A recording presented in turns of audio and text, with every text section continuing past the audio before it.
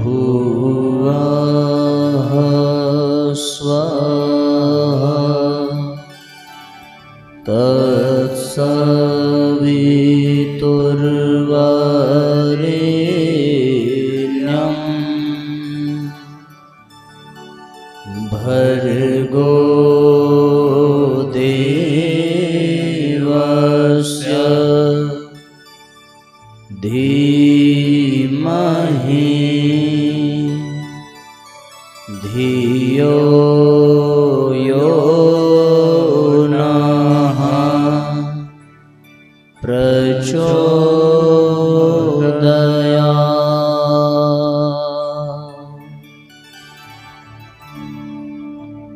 त्वमादिदेवः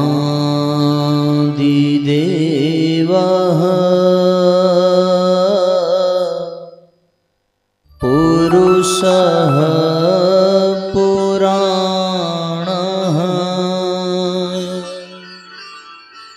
त्वमस्य विश्वस्य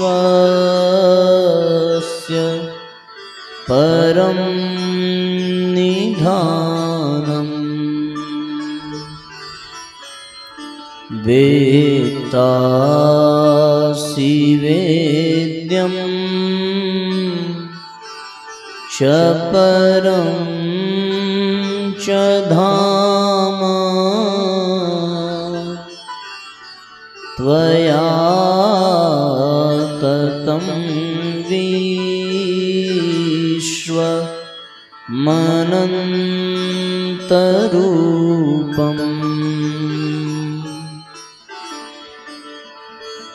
भवानी शङ्करो वन्दे श्रद्धा विश्वास रूपिणो याभ्यां विना न पश्यन्ति सिद्धः स्वान्तः स्थमीश्वरम्।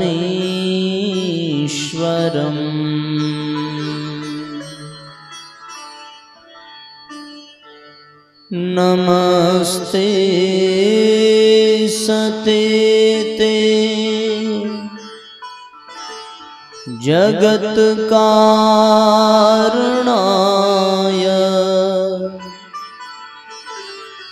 नमस्ते चिते सर्वलोकाश्रयाय।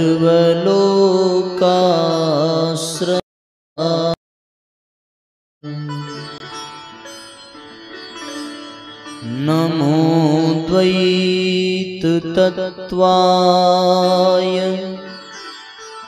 मुक्तिप्रदाय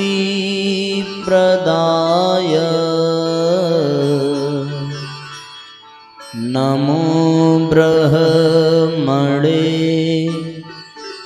व्यापिने शाश्वताय।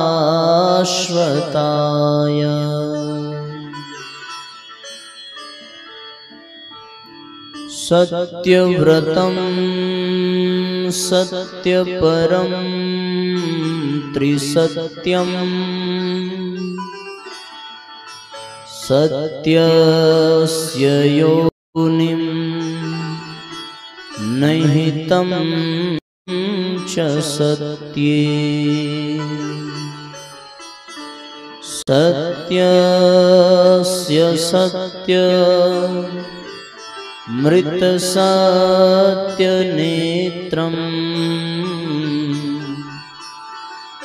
सत्यात्मकं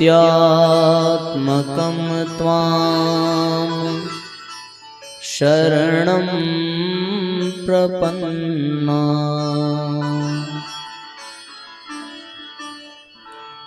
वर्णानामर्थ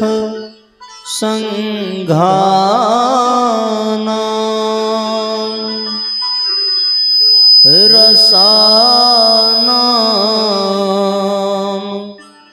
छन्दसामपि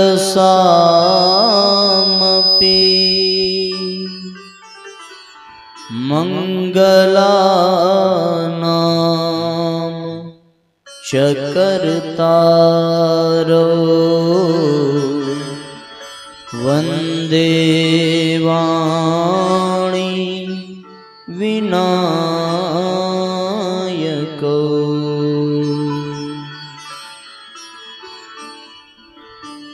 व्यासाय विष्णुरूपाय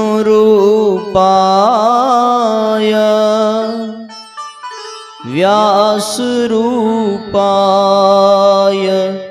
विष्णवे नमो वै ब्रह्मनिधये वासिष्ठाय नमो नमः।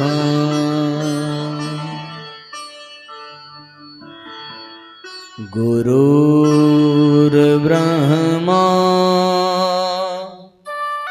गुरुर्विष्णुः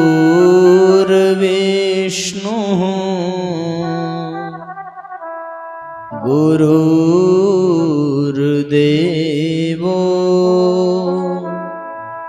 महेश्वरः।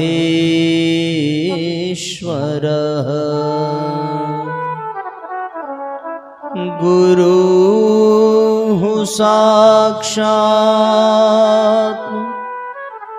परब्रह्म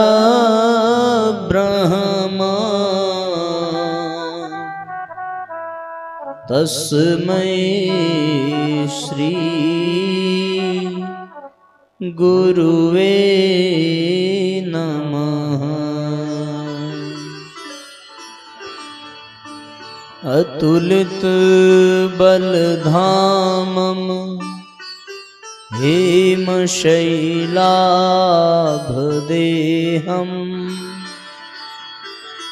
दनुजवन कृशानं ज्ञानिनामग्रगण्यम् सकलगुणनिधानं वानराणामधीशम्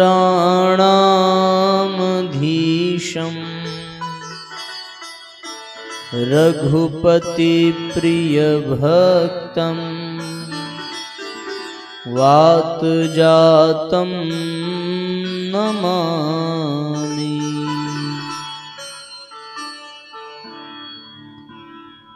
मंगलभवन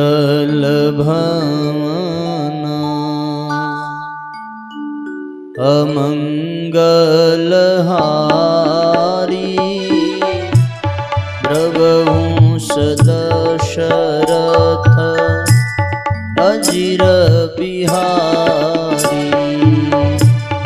मंगलभवनाय मंगलहारी प्रभुंस दशरथ अजिर बिहारी। जय जय जय हनुमान गोसाई। जय जय जय हनुमान गोसाई। कृपा करहु गुरु देवा की नाई। कृपा करहु गुरु देवा की नाई। सिया राम मैं सब जग जानी। सिया राम में सब जग जानी। करहूँ प्रणाम जोरि जुग पानी। करहूँ प्रणाम जोरी जोग पानी।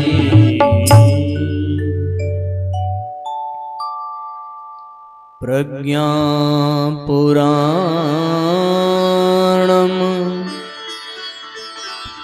गुरुदेव वाक्यम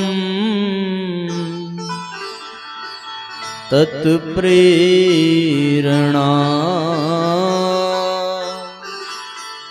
अहं करोमि। मम भावगीतं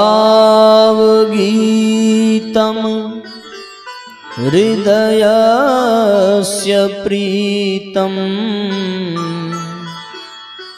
तत्पादपद्मे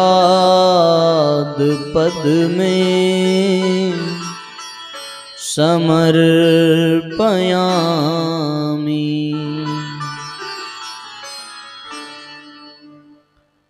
ओम सद्गुरु चरण कमलेभ्यो नमः।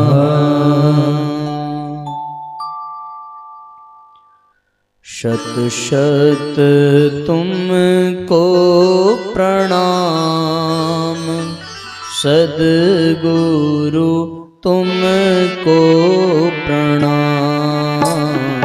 शत शत तुमको प्रणाम सद्गुरु तुमको प्रणाम। शत शत तुमको प्रणाम सद्गुरु तुमको प्रणाम। शत शत तुमको प्रणाम सद्गुरु तुमको प्रणाम। हम आए हैं शरण तुम्हारी। हम आए हैं शरण तुम्हारी। शक्ति जागृत करो हमारी। शक्ति जागृत करो हमारी। परम शक्ति के धाम सद्गुरु तुमको प्रणाम। परम शक्ति के धाम सद्गुरु तुमको प्रणाम। सद्गुरु तुमको प्रणाम। एक साथ तालियां बजाइए और एक साथ दोहराइए।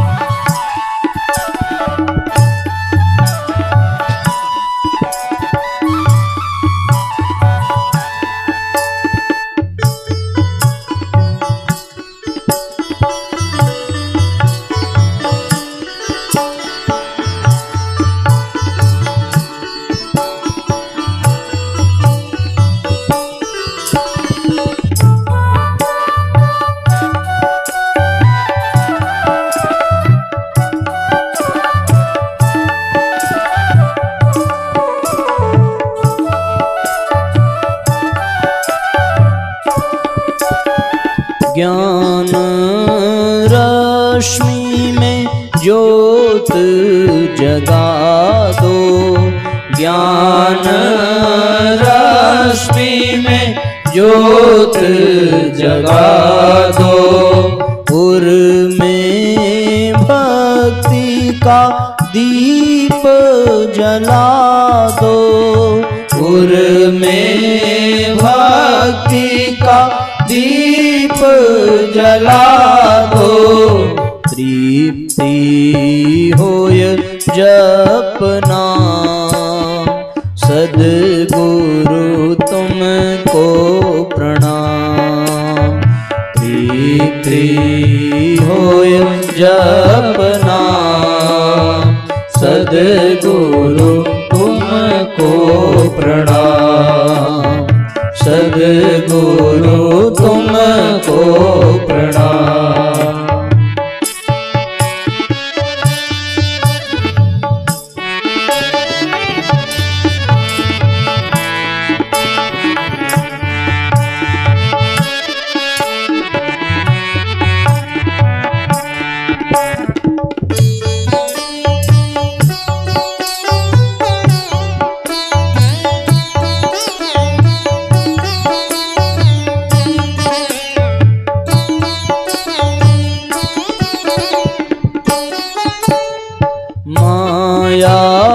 तुमको दूर भगा दो, माया तुमको दूर भगा दो। अंतर ज्योति अखंड जला दो, अंतर ज्योति अखंड जला दो। पुर में आठों याम सद्गुरु तुमको प्रणाम। पुर में आठों याम सद्गुरु तुमको प्रणाम, सद्गुरु तुमको प्रणाम।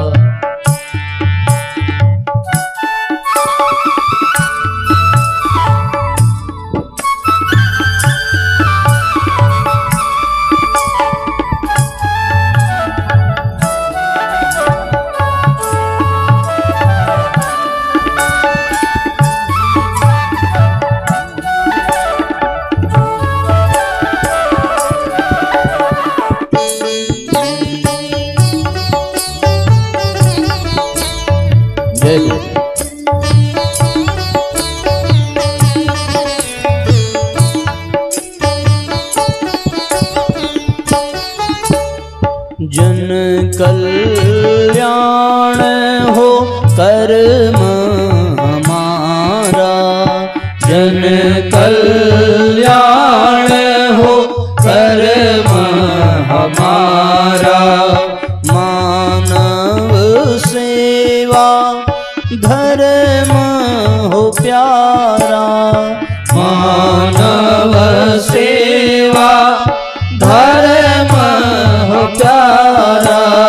सेवा हो निष्काम, सद्गुरु तुमको प्रणाम। सेवा हो निष्काम, सद्गुरु तुमको प्रणाम, सद्गुरु तुमको प्रणाम, सद्गुरु तुमको प्रणाम। बोलिए परम पूज्य गुरुदेव की जय हो, बोलिए गायत्री माता की जय हो, बोलिए यज्ञ भगवान की जय हो, शांति कुंज हरिद्वार की जय हो, धर्म की जय हो, अधर्म का नाश हो, प्राणियों में भावना हो, विश्व का कल्याण हो, सत्य सनातन धर्म की जय हो, बाबा विश्वनाथ की जय हो, गंगा मैया की जय हो। नमः पार्वती पतये हर हर महादेव।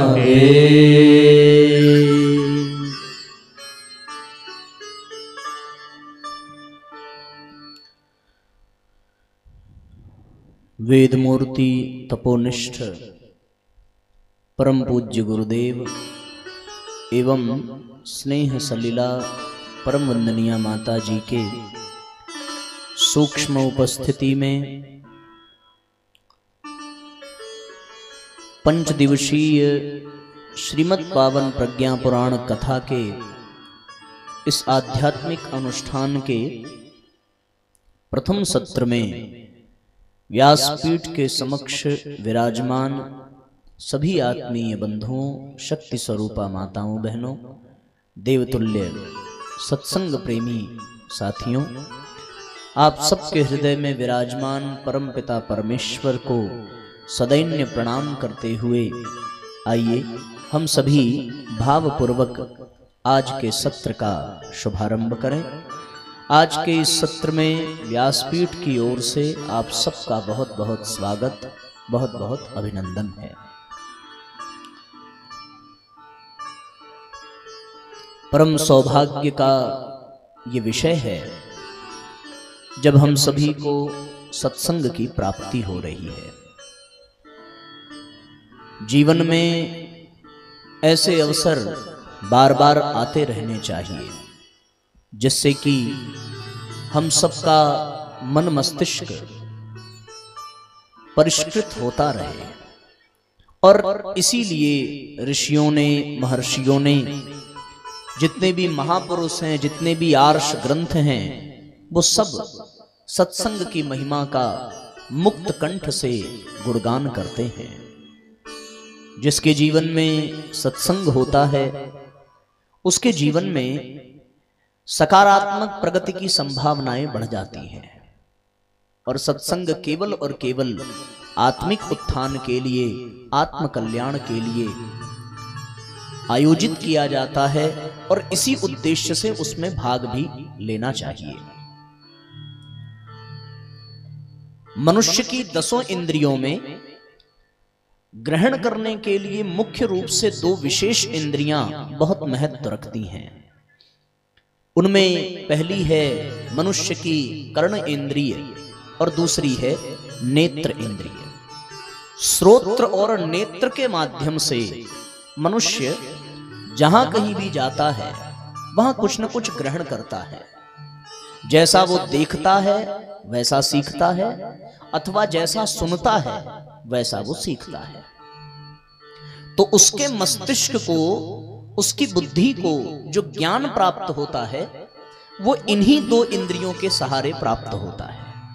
चाहे वो दुनिया के किसी भी कोने में चला जाए, या तो वो सत्संग में बैठा हो तो भी, किसी विद्यालय में विद्यार्थी बनकर के बैठा हो तो भी, किसी कार्यालय में कर्मचारी बनकर के बैठा हो तो भी, किसी विशेष पद पर अधिकारी बनकर के बैठा हो तो भी, अथवा किसी घर परिवार में ही कोई नवजात शिशु है, वो भी केवल और केवल इन्हीं 2 के माध्यम से ज्ञान को अर्जित करता है।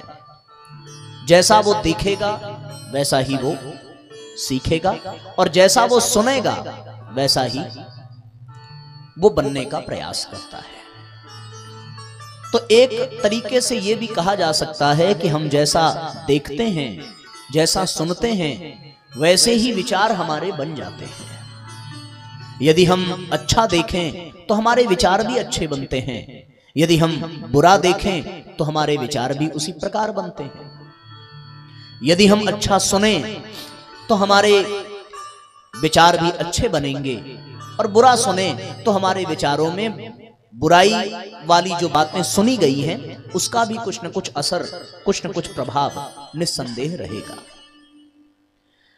इसीलिए शास्त्रों में ऋषियों ने वर्णन किया है, भद्रम कर्णेभिः शृणुयाम देवा भद्रम पश्येमाक्षभिर्यजत्राः, कि भद्र सुने, भद्र देखें। भद्र यानी कल्याणकारी। जो कल्याणकारी है उसी को सुने और जो कल्याणकारी है उसी को देखें। क्योंकि कल्याणकारी चीजों को अगर हम देखेंगे, सुनेंगे, तो हमारे मस्तिष्क में, हमारे चिंतन में कल्याणकारी विचारधारा ही आएगी। कल्याण का भी एक बड़ा महत्वपूर्ण अर्थ है। कल्य यानी नव प्रभात, और नव प्रभात को प्रदान कर देने की प्रक्रिया ही कल्याण कहलाती है। जिसको नव प्रभात की प्राप्ति हो जाए, नव सूर्योदय की प्राप्ति हो जाए। और हम सब जानते हैं सूर्योदय ज्ञान का प्रतीक है, कर्म का प्रतीक है, प्रकाश का प्रतीक है। लोग कहते हैं कि भैया इनके भाग्य का सूर्योदय हो गया। तो सूर्योदय अपने आप में एक सकारात्मक चिंतन है, एक सकारात्मक प्रेरणा है। कल्याण को प्राप्त कर लेना यानी जीवन में नव सूर्योदय के अभ्युदय की संभावना को साकार कर लेना। और इसीलिए कहा गया है कि कल्याणकारी चीजों को ही देखा जाए और कल्याणकारी चीजों को ही सुना जाए। क्योंकि हम जैसा सुनेंगे वैसा ही दूसरों को सुनाएंगे, और जैसा हम देखेंगे वैसा ही हम दूसरों को दिखाएंगे। जो हम देखेंगे उसको अपने विवेक के अनुसार अन्य लोगों तक परोसेंगे, और फिर वो अपनी अपनी बुद्धि और अपनी क्षमता, अपनी प्रतिभा के अनुसार उसको समझने का प्रयास करेंगे। तो हम वही सोचते हैं जो हमको दिखाई पड़ता है, और हम वही सोचते हैं जो हमको सुनाई पड़ता है। हमारा चिंतन एक बहुत हद तक, यद्यपि हमारे चिंतन में हमारे मस्तिष्क पर वातावरण का भी प्रभाव बहुत पड़ता है। हम जिस वातावरण में चले जाएं उस वातावरण में हमारे चिंतन में बहुत बड़ा असर पड़ता है। आप यदि किसी भीड़ भाड़ वाले स्थान पर चले जाइए, वहां आपका चिंतन का स्वरूप कुछ और रहेगा, पर आप किसी ऐसे स्थान पर चले जाइए जहां बहुत शांति हो, बहुत आनंद हो, वहां आपका चिंतन कुछ और रहेगा। आप मंदिर में चले जाएं तो मंदिर में जाने के बाद आपका चिंतन थोड़ा आध्यात्मिक अवश्य होगा, पर आप किसी डिस्को में चले जाएं, वहां आपका चिंतन कुछ और होगा। आप किसी डिस्को में जाकर के ध्यान करने का चिंतन अपने मन में नहीं ला सकते, और मंदिर में जाकर के आप नाचने और फिल्मी गानों को दोहराने का भी चिंतन अपने जीवन में नहीं ला सकते। आप किसी अस्पताल में चले जाइए और उस अस्पताल में जहां पर रोगियों की बहुत बुरी दशा हो, वो आर्त स्वर में भगवान से प्रार्थना कर रहे हो, दवाइयों की दुर्गंध आ रही हो, चारों ओर डॉक्टर हो, नर्स हो, वहां पर कोई भोगवादी विचारधारा हमारे जीवन में नहीं आती। या फिर आप किसी शमशान घाट पर चले जाइए और वहां जलती हुई चिताओं को देख करके जीवन की नश्वरता का ही चिंतन मस्तिष्क में आता है। क्यों? क्योंकि वहां का वातावरण वैसा होता है। तो निस्संदेह रूप से पर्यावरण का प्रभाव तन पर पड़ता है, लेकिन वातावरण का प्रभाव मन पर पड़ता है, इसमें कोई दो राय नहीं है। और इसलिए वातावरण का प्रभाव मन पर पड़ता है क्योंकि वातावरण की तरंगों को हम लोग इन्हीं नेत्रों से और इन्हीं कानों से अपने भीतर प्रवेश कराते हैं। हम जब किसी वातावरण में जाते हैं तो वहां जो दिखाई देता है वैसी ही हमारी मनोभूमि बन जाती है, और जिस वातावरण में हम गए और वहां जो कुछ भी हमें सुनाई पड़ा वहां वैसी ही मनोभूमि बन जाती है। आप यहां अभी सत्संग पंडाल में हैं और यहां आपको एक ही चीज दिख रही है कि देव मंच बना है, व्यास मंच बना है, और यहां पर किसी अच्छे उद्देश्य के लिए, ज्ञान यज्ञ के लिए हम सभी एकत्रित हुए हैं। एक तो नेत्रेंद्रियों से हमें यह प्राप्त हो रहा है, और दूसरा श्रोत्र इंद्रियों से व्यासपीठ से कही गई भगवान वेद व्यास की परम पूज्य गुरुदेव की विचारधारा शब्दों के रूप में, शब्द ब्रह्म के रूप में आप सब तक पहुंचाई जा रही है।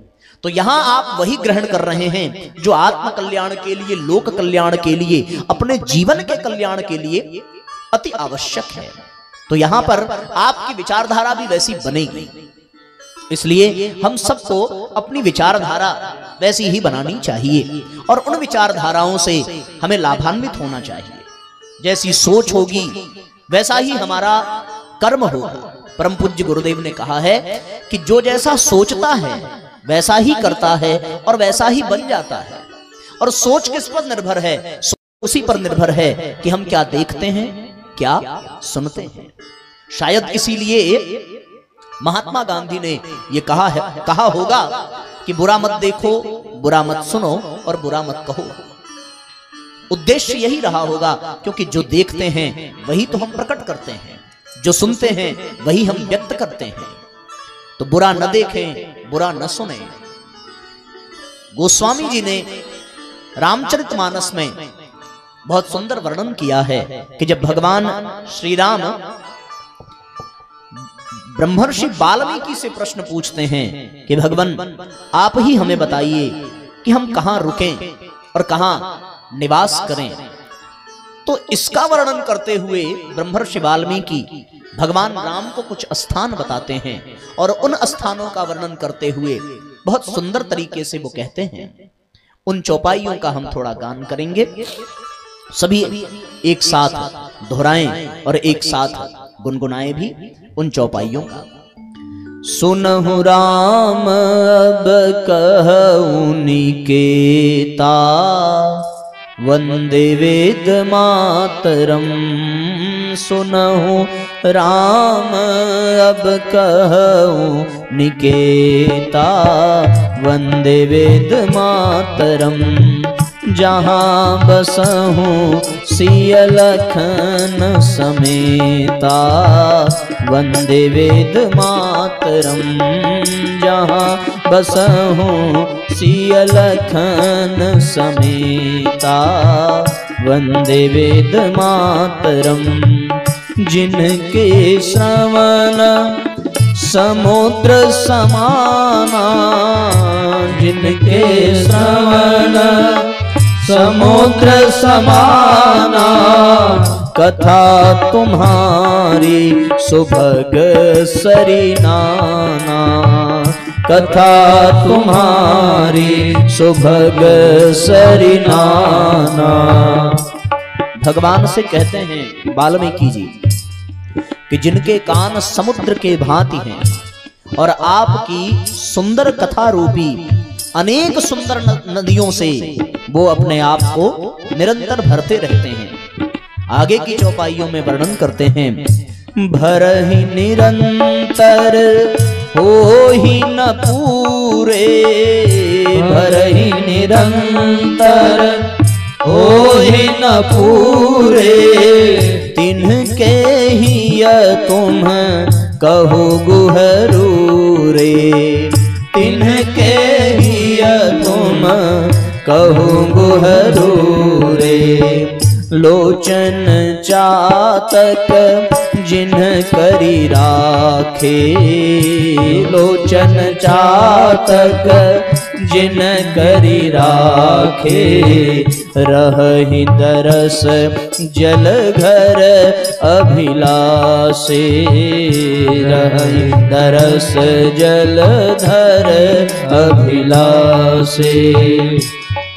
जिनके कान समुद्र के तरीके से हो और आपकी कथा रूपी सरिताओं से निरंतर भरते रहते हो, परंतु कभी भी तृप्त ना हो, ये भी शर्त कही है कि जितनी अधिक कथाएं प्राप्त हो रही हों इन कानों को, उन कानों को जितनी भी कथाएं मिले उतनी ही उनकी अतृप्ति भी बढ़ती चली जाए, यानी वो सुन करके तृप्त ना हो जाएं। यदि वो अच्छी चीजों को सुन करके तृप्त हो गए तब तो फिर अच्छी चीजों का महत्व ही उनके लिए समाप्त हो जाएगा। तो इसलिए ये कहते हैं कि जिनके कानों में कथा रूपी नदियां प्रवाहित हो रही हों और उनसे वो निरंतर भर रहे हों फिर भी तृप्त न हो रहे हों, और जिनके नेत्र जो हैं वो नेत्र भगवान के दर्शन के लिए बिल्कुल वैसे ही लालायित हों जैसे चंद्रमा के लिए चकोर लालायित होता है।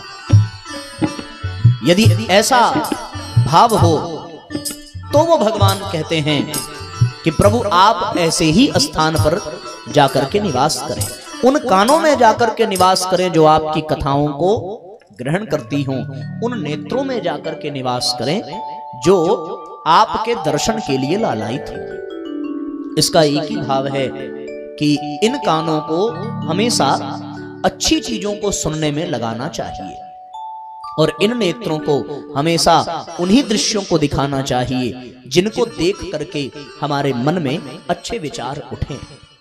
यदि अच्छे विचार न उठ सके तो हमारा जीवन व्यर्थ चला जाएगा, क्योंकि मनुष्य क्या है, मनुष्य केवल और केवल विचारों का पुलिंदा ही है। हम लोग बंडल ऑफ थॉट्स हमारी जिंदगी है, हम जैसे हैं केवल अपने विचारों के कारण हैं, और हम जैसे नहीं हैं वो भी कारण केवल हमारे विचार ही हैं। चोर यदि चोर बनता है तो अपने चोरी वाले विचारों के कारण बनता है, और ईमानदार व्यक्ति यदि ईमानदार बनता है तो वो केवल और केवल इसलिए क्योंकि उसके मस्तिष्क में ईमानदारी से संबंधित विचार विद्यमान है। जैसा विचार होगा वैसा ही व्यक्ति कर्म करता है। किसी भी कार्य को करने के लिए पहले उस पर विचार करना पड़ता है, बिना विचार के कोई भी कार्य जीव कर नहीं सकता। हम चाहे छोटा कार्य हो चाहे बड़ा कार्य हो उसको विचार कर ही करते हैं। घर में भी यदि हम मान लीजिए भोजन ही बनाना है तो भोजन भी बनाने से पहले बहुत चिंतन मंथन चलता है कि ये सब्जी बनेगी तो इनको खाने के लिए अच्छा लगेगा कि नहीं लगेगा, ये इतने दिन बाद आ रहे हैं तो ये वाला बनाया जाए कि नहीं बनाया जाए, और इसमें क्या ऐसा कर दिया जाए कि ये और अच्छा हो जाए, फिर इसके साथ कौन सी एक और बना दी जाए, आदि आदि विचार माताएं, और बहुत सी माताएं रात्रि में ही कर लेती हैं क्योंकि सवेरे समय का अभाव रहने के कारण, और घर से समय से लोग थोड़ा जल्दी निकलते हैं सवेरे, तो समय को बचाने के लिए वो बहुत सारी तैयारियां रात्रि में ही कर लेती हैं। बहुत सारी सब्जियां रात में काट लेती हैं, कुछ माताएं आटा तक भी गूंथ लेती हैं। शहरों में जहां बहुत सवेरे बच्चों को ट्यूशन के लिए जाना है और हस्बैंड को ऑफिस के लिए जाना है, या जिनको सवेरे नाश्ता करना है और उठने में विलंब होता है, तो ये सारी तैयारियां जो होती हैं वो केवल और केवल विचारों के कारण ही होती हैं। और यदि वो विचार करके ना व्यवस्था बनावे तो वो समय पर अपने काम को अंजाम नहीं दे पाएंगे। ये कथा भी यहां हो रही है तो केवल और केवल विचारों के कारण ही हो रही है। हमारे विचार जैसे होंगे बिल्कुल हमारा जीवन वैसा ही होगा। यदि हमारे जीवन में, हमारे विचारों में अध्यात्म है तो हमारा जीवन आध्यात्मिक बनेगा, और यदि हमारे विचारों में भौतिकवादिता है तो हमारा जीवन भौतिकवादी ही बनेगा। यदि हमारा विचार उद्दंडता से परिपूर्ण है तो हमारा जीवन भी, हमारा आचरण भी उद्दंड बनेगा। और यदि हमारे विचारों में सुसंस्कारिता है, अनुशासन है, अनुबंध है, तो निश्चित रूप से हमारा जीवन अनुशासित ही बनेगा, संस्कारवान ही बनेगा। तो हम केवल और केवल जैसे हैं और जैसे दिख रहे हैं उसके पीछे एक ही कारण है, हमारे अपने विचार। यदि आज हम यहाँ सत्संग में बैठे हैं तो इसमें कहीं ना कहीं ये विचार है कि हमें वहां जाना चाहिए और वहां कुछ अच्छी चीजें मिलेंगी। ये अलग बात है कि सबके अपने अपने अलग अलग दृष्टिकोण हैं। कुछ लोग हो सकता है केवल इसलिए आए हो कि निमंत्रण मिला है, चलना चाहिए, हमारे वाले में आते हैं, नहीं जाएंगे तो नाराज हो जाएंगे, इस भाव से भी कुछ लोग आएंगे। कुछ लोग सत्संग के प्रति आकर्षण के कारण आएंगे, कुछ लोग इसलिए भी आ जाएंगे कि चल करके देखें कैसी व्यवस्था है, बैठने के लिए गद्दे मिले कि नहीं मिले, नाश्ता बढ़िया मिला कि नहीं मिला, प्रसाद में क्या बट रहा है। जैसा जिसका विचार है वो वैसा विचार लेकर के आएगा और वैसा ही पाएगा। आप देखें, भगवान जब अर्जुन को गीता का ज्ञान सुनाना प्रारंभ करते हैं तो गीता का ज्ञान 3 लोग सुनते हैं। एक स्वयं अर्जुन सुनता है, दूसरा संजय सुनता है और तीसरा धृतराष्ट्र भी सुनता है। पर तीनों के सुनने का ध्येय, तीनों के सुनने का कारण और तीनों के सुनने का भाव बिल्कुल अलग अलग है। धृतराष्ट्र इसलिए सुन रहा है कि उसे जानना है कि धर्म क्षेत्र कुरुक्षेत्र में हो क्या रहा है। धर्म क्षेत्रे कुरुक्षेत्रे मामका पांडवाश्चैव किम कुर्यत संजय, कि वो लोग कर क्या रहे हैं और कृष्ण क्या कह रहा है अर्जुन को, ये जानने के लिए धृतराष्ट्र सुन रहा है। संजय के सुनने का भाव यह है कि वो सुने और धृतराष्ट्र को ज्यों का त्यों सुना दे। लेकिन अर्जुन भी उस गीता के ज्ञान को सुन रहा है, पर सबसे अधिक लाभ केवल और केवल अर्जुन को हुआ। क्यों हुआ? क्योंकि अर्जुन न जानने के लिए सुन रहा है, न सुनाने के लिए सुन रहा है, बल्कि जीवन में उतारने के लिए सुन रहा है। अर्जुन ने जब सुनना प्रारंभ किया तो ये कहकर के सुनना प्रारंभ किया कि हे केशव, मुझे अपनी शरण में लीजिए और मुझे अपना शिष्य बनाइए। शिष्यस्तेहं साधिमाम काम प्रपन्नम, शिष्य बनकर के अर्जुन सुन रहा है। पर संजय शिष्य बनकर के नहीं सुन रहा है। संजय तो धृतराष्ट्र की नौकरी कर रहा है और धृतराष्ट्र को सुनाने के लिए सुन रहा है। तो हो सकता है हम में से कुछ ऐसे भी हों जो यहाँ सुने और सुन करके उसको किसी को सुनाने के लिए ही सुन रहे हों। घर जाएं और अपनी पत्नी को, अपने पति को, अपने बच्चों को केवल जाकर के सुनावें कि मैं तुमसे बार बार ये कहता रहा अथवा कहती रही, आज देखो सत्संग में यही बात बताई जा रही थी।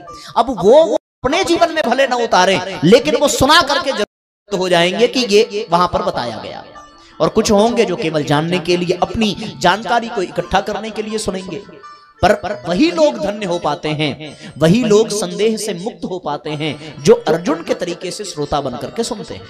और अर्जुन के तरीके से श्रोता बनकर के जो सुनता है वो अंत में यही कहता है, करिष्ये वचनम तव, कि अब आप जो कहेंगे मैं वो करने के लिए तैयार हूं।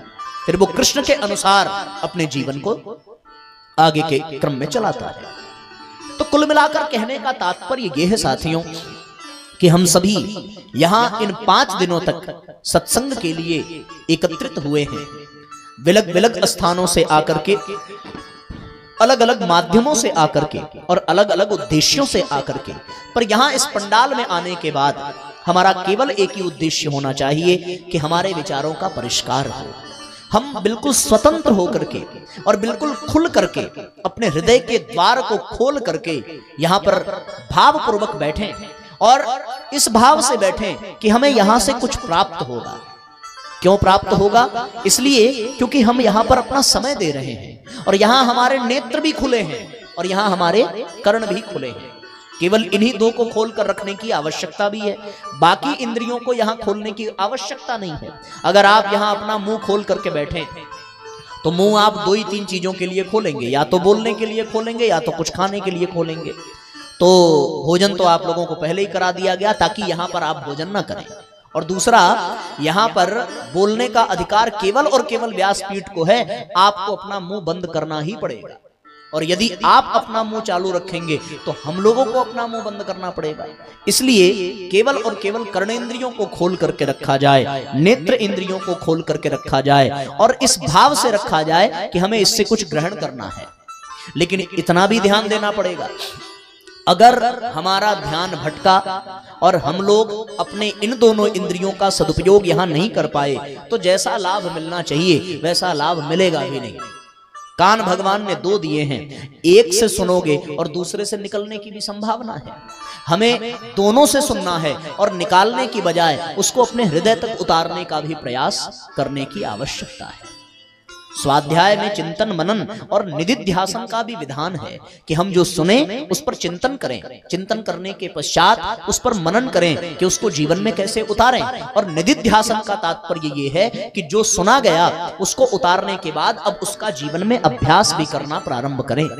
यदि हमने ये सुन लिया कि अच्छा देखें अच्छा सुने, तो ये सुन तो लिया, अब चिंतन में ये है कि हम आज तक कहां कहां बुरा देखते और कहां कहां बुरा सुनते रहे, ये बात तो पता चल जाएगी। अच्छा, ये आपको अपने से ही पता चलेगी, कोई दूसरा बताने वाला नहीं होगा। आपको ही ये जानना पड़ेगा कि आप कहां कहां बुरा सुनते रहे, कहां कहां बुरा देखते रहे। ये हो गया चिंतन। अब जहां जहां बुराई मिलती रही वहां से बचना कैसे है, इस प्रक्रिया को मनन कहते हैं।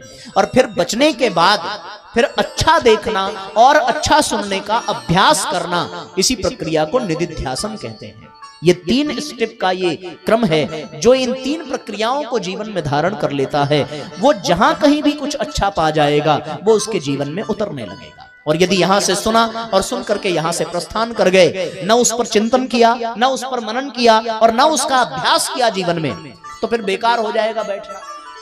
यहां आप 2-3 घंटे समय देकर के बैठेंगे तो यहां बैठना तभी सार्थक है जब इन प्रक्रियाओं से हम अपने आप को गुजारेंगे, तभी इसका लाभ आपको पूरा पूरा मिलेगा। अन्यथा तो इससे अच्छा बैठने की व्यवस्था आपको अपने घर में मिलेगी। यहाँ आपको जमीन पर बैठना पड़ रहा है, वहां आप बढ़िया सोफे पर बैठेंगे, वहां बीच बीच में आपको चाय नाश्ता और चिप्स वगैरह भी मिलेगा। यहाँ कुछ भी मिलने वाला नहीं है। कम से कम घर में जमीन पे ही बैठोगे तो टेक लगाने के लिए पीछे कुछ तो मिलेगा। यहाँ तो 10 मिनट बाद कमर कहेगी कि दीदी अब उठ जाओ, अब आपने बहुत तड़पा लिया हमको। पैर थोड़ी देर में कहेंगे कि महाराज अब फैला लीजिए, लेकिन मन कहेगा कि सामने व्यासपीठ है, कैसे फैलाया जाए। कुछ मर्यादाएं आ जाएंगी, कुछ अनुशासन आ जाएगा। लेकिन यथा संभव आप अपने शरीर से जोर जबरदस्ती करके बैठेंगे, इसमें कोई दो राय नहीं है। जमीन भी थोड़ी सी ऊपर है, थोड़ी सी नीचे है। जो ऐसे स्थान पर बैठा होगा जिसका एक हिस्सा ऊपर हो और दूसरा हिस्सा नीचे हो, तो वो तो बेचारा अपने आप में युद्ध ही कर रहा होगा। जब वो उठेगा और उठ करके पहला कदम बढ़ाएगा, तब पता चलेगा कि वो किस स्थान पर बैठा था। तो ऐसी विषम परिस्थिति में भी यदि आप यहाँ पर हैं, तो भगवान करें कि आप यहाँ पर पूरा पूरा लाभ लेकर के जाएं। और पूरा पूरा लाभ आपको केवल और केवल इसी शर्त पे मिलने वाला है कि आपको ये कथा किससे सुननी है? किससे? नहीं, कान से नहीं सुननी है, आपको ये कथा ध्यान से सुननी है। अगर कान से सुनेंगे तो दूसरे कान से निकल जाएगा, पर ध्यान से सुनेंगे तो वो आपके हृदय में बैठता चला जाएगा। इसलिए आप एक बात ध्यान से सुनो कि आप अपना कान अपने घर भले रख करके आओ, लेकिन आपका ध्यान यही होना चाहिए। अगर आपका ध्यान यहां नहीं हुआ, केवल कान यहां रहा, तो फिर मजा नहीं आएगा, फिर लाभ नहीं मिलेगा। और अगर कान कहीं और हो और ध्यान यहां हो तो फिर बात बन जाएगी। यानी जो लोग ऐसे भी होंगे जो अपने गृह कार्य के कारण यहां नहीं आ पाए होंगे, पर साउंड सिस्टम की वजह से वहां तक आवाज जा रही होगी, तो इसका मतलब ये है कि उनका ध्यान यहां है और वो काम भले अपना कर रहे हैं। तो हम लोगों को अपना ध्यान यहीं पर रखना है, क्योंकि अगर ध्यान भटका तो अर्थ का अनर्थ हो जाता है, इसमें कोई दो राय नहीं है। उदाहरण के लिए मैं आपको बताऊं, एक बार क्या हुआ कि एक दुकान था, उसमें दूध दही कुछ बिकता था। एक कौवा आया और उसने दही को जूठा कर दिया। दुकानदार ने कौवे के ऊपर प्रहार किया। ऐसा दुर्भाग्य था कि एक ही प्रहार में कौवा बेचारा मर गया। वहीं पर एक कवि बैठ करके चाय पी रहे थे और कवि ने यह दृश्य देखा तो उन्होंने वही जमीन पर लिख दिया कि काग दही पर जान गवायो। क्या लिखा? काग यानी कौआ दही पर जान गंवायो। वो लिख करके बेचारा कवि चला गया। इतने में थोड़ी देर बाद उसी दुकान पर चाय पीने के लिए एक वकील आया। वकील का काम कुछ कागज पत्तर का होता है। किसी केस में बेचारा बहुत बुरी तरह से उलझा हुआ था। आज उसकी बड़ी महत्वपूर्ण सुनवाई थी, तो अपने फाइल को, अपने कागजों को कुछ व्यवस्थित कर रहा था, कुछ ढूंढ रहा था, कुछ बना रहा था। उसी चाय की दुकान पर उसका ध्यान उस लाइन पर गया। तो लिखा क्या था कि काग दही पर जान गंवायो। पर उसका जो ध्यान था वो अपने कागजों पर था। उसी लाइन को उसने पढ़ा कैसे कि कागद ही पर जान गंवायो। अर्थ बदल गया। बदला कि नहीं बदला? कागद ही पर जान गंवायो मतलब कागद यानी कागज, कागज ही पर कि भगवान कहां से मैं वकील बन गया और इन कागजों के चक्कर में हमारी जिंदगी बर्बाद हो रही है। सही लिखा है। उसने कहा भी कि भैया ये लाइन बिल्कुल सही लिखी है, कागद ही पर जान गंवायो। उठा चाय पी करके चला गया। लाइन एक ही थी, पर जिसके मन में जैसी बातें चल रही होती हैं वैसा ही उसको अर्थ समझ में आने लगता है। इतने में आप विश्वास नहीं करेंगे, एक लड़का एक लड़की से बहुत प्रेम कर रहा था और उसके भाइयों ने उसको मिलकर के बल भर पीट दिया था। तो पिटाई के बाद उसके कपड़े लत्ते फट गए थे, बेचारा बहुत दुखी था। भागते भागते वो भी आया और उसी दुकान पर उसने भी चाय पी और उसने भी उस लाइन को देखा, पर वो बेचारा पिटा हुआ था। तो उसी लाइन का अर्थ उसने बड़ा विचित्र निकाल लिया। और उसने क्या अर्थ निकाला? का गदही पर जान गंवायो। एक लाइन के तीन तीन अर्थ निकल करके आए। एक कहता है कि काग दही पर जान गंवायो, दूसरा कहता है कागद ही पर जान गंवायो, और तीसरा कहता है कि का गदही पर जान गंवायो। ये कैसे हो रहा है आप जरा विचार करो। ये हो ऐसे ही रहा है कि ध्यान जिसका जहां होगा उसको वैसा ही अर्थ का बोध होगा। हमारा दृष्टिकोण जैसा होगा वैसा ही हमें दृश्य दिखने लगेगा। हमारा दृष्टि, अगर हमारे भीतर कुछ ऐसी बातें चल रही होंगी तो हम लोग उसी अनुसार अर्थ का अनर्थ बना देंगे। और जब आपका ध्यान पूरी तरीके से यहां पर रहेगा तब हम सब लोग को जो बताया जाएगा उसका अक्षरशः अर्थ आप निकालेंगे, उसको सुनेंगे, उस पर चिंतन मनन करेंगे और उसको जीवन में उतारने का अभ्यास करेंगे। बस इतना ही आपको करना है। इतने भर से ही आप एक अच्छे श्रोता बन जाएंगे और आपको यहाँ जमीन पर बैठने का पूरा पूरा लाभ मिलेगा, इसमें कोई दो राय नहीं है। तो साथियों, हम लोग यहाँ पर प्रज्ञा पुराण सुनने के लिए बैठे हैं और वो प्रज्ञा पुराण हमारे विचारों को अच्छा बनाता है और हमारे विचारधारा को, हमारे चिंतन को, हमारे चरित्र को संवारने का काम करता है। श्रीमद् पावन प्रज्ञा पुराण कथा। आइए हम सभी कुछ पंक्तियों में पावन प्रज्ञा पुराण कथा की महिमा का गान करते हुए हम सभी इस सत्र को प्रज्ञा पुराण कथा की भूमिका की ओर ले चलें। और मुझे ऐसी जानकारी मिली है कि पिछली बार यहाँ पर जो कार्यक्रम हुआ था वो 1997 में हुआ था, तो लगभग 27 साल हो गए। तो और बड़ी मजे की बात यह है कि अपने नक्षत्र भी 27 होते हैं। तो आज 27 नक्षत्रों के 27 साल के बाद ये अवसर आ रहा है कि आपको प्रज्ञा पुराण कथा दोबारा सुनने को मिलेगी। मुझे लगता है कि जब 27 साल पहले हुआ होगा तो बहुत सारे लोग जो आज हैं वो उस समय समझने के लायक नहीं रहे होंगे, पर भगवान की कृपा से अब 27 साल के बाद जो लोग उस समय रहे होंगे वो अब बहुत हद तक समझदार हो गए होंगे, और जो नहीं रहे होंगे वो आ गए हैं, और जो रहे होंगे हो सकता है वो चले भी गए हों। तो कई प्रकार के लोग यहाँ पर हैं। आइए ऐसे ही पावन प्रज्ञा पुराण कथा जो हमें 27 वर्षों के बाद प्राप्त हो रही है, इस धरती को, इस स्थान को, उसको हम सभी ग्रहण करें और उसका लाभ लें। बोलिए श्रीमद् पावन प्रज्ञा पुराण की जय।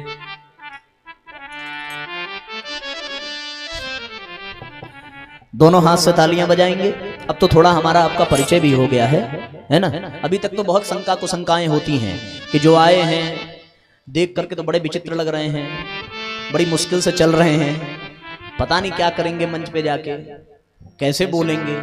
हमारे मन में भी शंका रहता है। ऐसी बात नहीं है कि हम जहाँ गए हैं वहाँ के लोग कैसे होंगे, पता नहीं ध्यान से सुनेंगे कि नहीं सुनेंगे। हो सकता है बैठ करके आपस में बात करें, अगर थक गए होंगे कलश यात्रा करके तो जम्हाई लेंगे, और जम्हाई लेंगे तो हो सकता है कोई नींद भी आती हो। ऐसी स्थिति में उनको देखकर कहीं हमें जम्हाई ना आ जाए। बहुत सारी चिंताएं हमें भी होती हैं, बहुत सारी शंका होती है, पर अब तो थोड़ा बहुत परिचय हो गया है। आप हमें समझ गए होंगे, हम आपको समझ गए होंगे, लेकिन ये माइक हमको समझने के लिए तैयार नहीं है। आप समझ रहे हो ना? हम लोग तो एक दूसरे को समझ रहे, पर ये भैया समझने को तैयार नहीं है। इनको थोड़ा समझाना पड़ेगा। हाँ, तो इनको भी थोड़ा सा समझाइए। जब तक ये समझे तब तक हम लोग अपनी समझ को थोड़ा और बढ़ाया जाए, और समझ समझ करके अपनी समझ को बढ़ाते हुए हम लोग समझदार बने।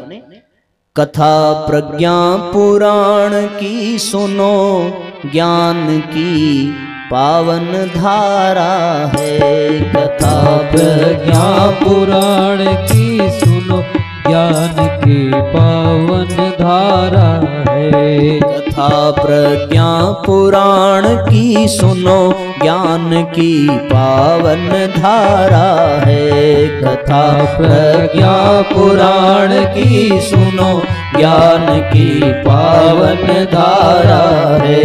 मिटेगा जीवन से अज्ञान, मिटेगा जीवन से अज्ञान, यही विश्वास हमारा है। कथा प्रज्ञा पुराण की सुनो, ज्ञान की पावन धारा है। कथा प्रज्ञा पुराण की सुनो, ज्ञान की पावन धारा है। दोनों हाथ से तालियां बजाइए, बेइज्जती हो जाएगी, रिकॉर्डिंग हो रही है आप लोगों की।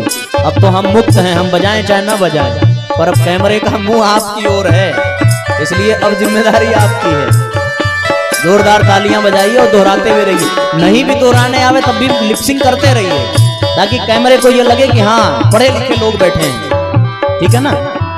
हमारी तरफ करेंगे तब हम बोलेंगे, अभी तो हम बिल्कुल आनंद में।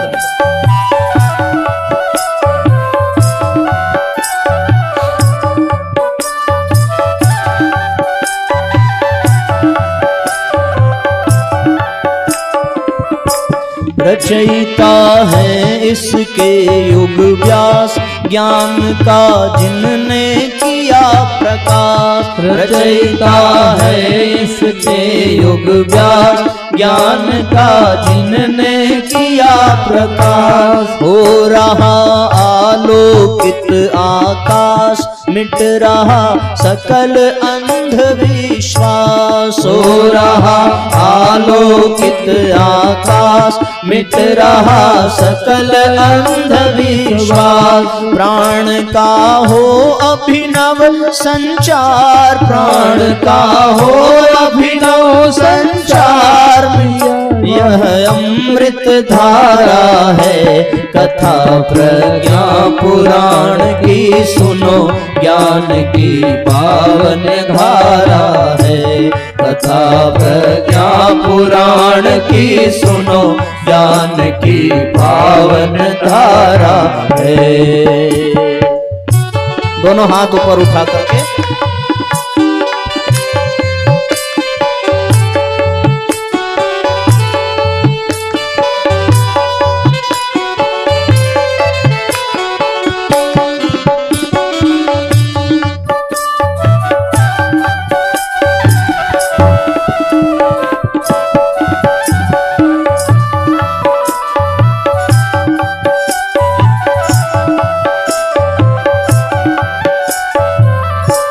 समुन्नत बने व्यक्ति परिवार, परस्पर बढ़े स्नेह सहकार। समुन्नत बने व्यक्ति परिवार, परस्पर बढ़े स्नेह सहकार। स्वस्थ तन मन से उच्च विचार, ऊर्ध्वगामी हो दूर विकार। ऊर्ध्वगामी हो दूर विचार। जगत में जित जितने सुख के सूत्र जगत में, जितने सुख के सूत्र समाहित इसमें सारा है। कथा प्रज्ञा पुराण की सुनो, ज्ञान की पावन धारा है। कथा प्रज्ञा पुराण की सुनो, ज्ञान की पावन धारा है।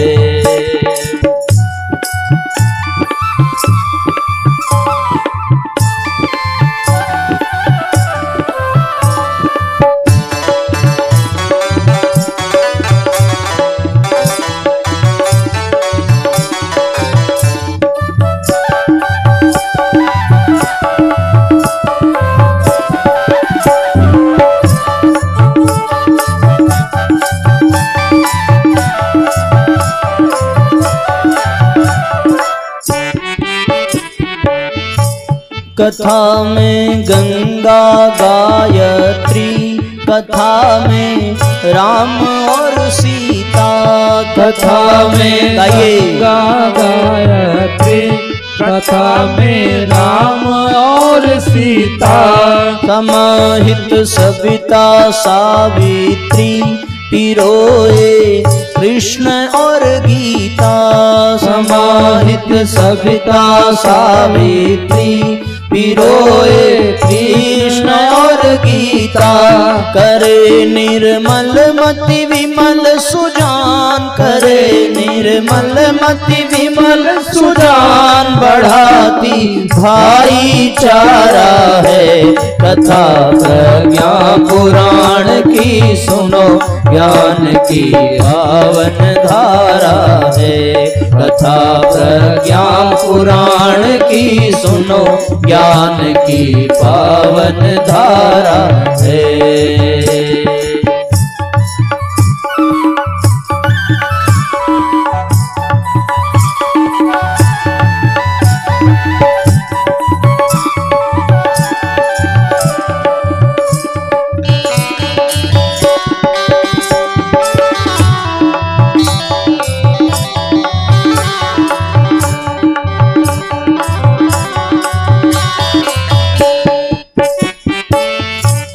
कथा में मीरा की श्रद्धा, भरा है तुलसी का विश्वास। कथा में मीरा की श्रद्धा, भरा है तुलसी का विश्वास। संत गुरु नानक और कबीर, भक्ति के पूज्य भक्त रैदास। संत गुरु नानक और कबीर, भक्त के पूज्य भक्त रैदास। सभी के जीवन शिक्षण का, सभी के जीवन शिक्षण का अलौकिक संगम न्यारा है। कथा प्रज्ञा पुराण की सुनो, ज्ञान की पावन धारा है। कथा प्रज्ञा पुराण की सुनो, ज्ञान की पावन धारा है। मिटेगा जीवन से अज्ञान, मिटेगा जीवन से अज्ञान, यही विश्वास हमारा है। कथा प्रज्ञा पुराण की सुनो, ज्ञान की पावन धारा है। कथा प्रज्ञा पुराण की सुनो, ज्ञान की पावन धारा है। जगत में जितने सुख के सूत्र, जगत में जितने सुख के सूत्र समाहित इसमें सारा है। कथा प्रज्ञा पुराण की सुनो, ज्ञान की पावन धारा है। कथा दोनों हाथ पर उठाइए की सुनो, ज्ञान की पावन धारा है। करे निर्मल मति विमल सुजान, करे निर्मल मति विमल निर्मल सुजान बढ़ाती भाईचारा है। कथा प्रज्ञा पुराण की सुनो ज्ञान की पावन धारा है, ज्ञान की पावन धारा है, ज्ञान की पावन धारा है।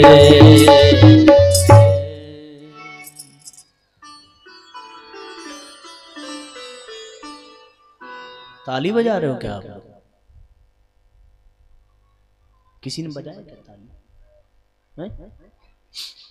कंफ्यूजन हो जाता है। कुछ लोग तो ताली बजाते हैं कि भजन अच्छा लगा, और कुछ लोग इसलिए भी बजाते हैं। एक आध बजती है तो यही ध्यान में आता है, हो सकता है कोई बना रहा हो, और अगर सब मिलके बजाते हैं तो लगता है कि हाँ भाई ताली बजी है। तो अगली बार से ध्यान देना। तो साथियों, करे निर्मल मति विमल सुजान, जो हमारी मति को निर्मल करती है वो प्रज्ञा पुराण है। ये जो हमारी मति को सुंदर बनावे, निर्मल बनावे। बाबूजी संभव हो तो 10 मिनट और रुक जाइए, 10 मिनट है ना, क्योंकि अभी थोड़ा प्रज्ञा पुराण के विषय में थोड़ी चर्चा कर लेते हैं। बस 10-15 मिनट, फिर आप प्रस्थान करेंगे। हमें पता है आज से लगभग अक्टूबर महीने में अपने यहाँ हुआ था ना, कब बेटा? दिसंबर में, सॉरी। तो यहाँ से 15 किलोमीटर दूर दिसंबर के महीने में आदरणीय बाबूजी के यहाँ श्रीमद् भागवत कथा कहने का सौभाग्य मिला था, और आप वहाँ से हम लोगों को आशीर्वाद देने के लिए आए हैं। तो मैं बहुत बहुत धन्यवाद आपका करता हूँ, और प्रार्थना स्वीकार करके आप 10-15 मिनट और रुकने के लिए तैयार भी हो गए। आपकी बड़ी इच्छा थी, इन्होंने कमिटमेंट किया था कि मुझे प्रज्ञा पुराण भी सुनना है, और आसपास कहीं होगा।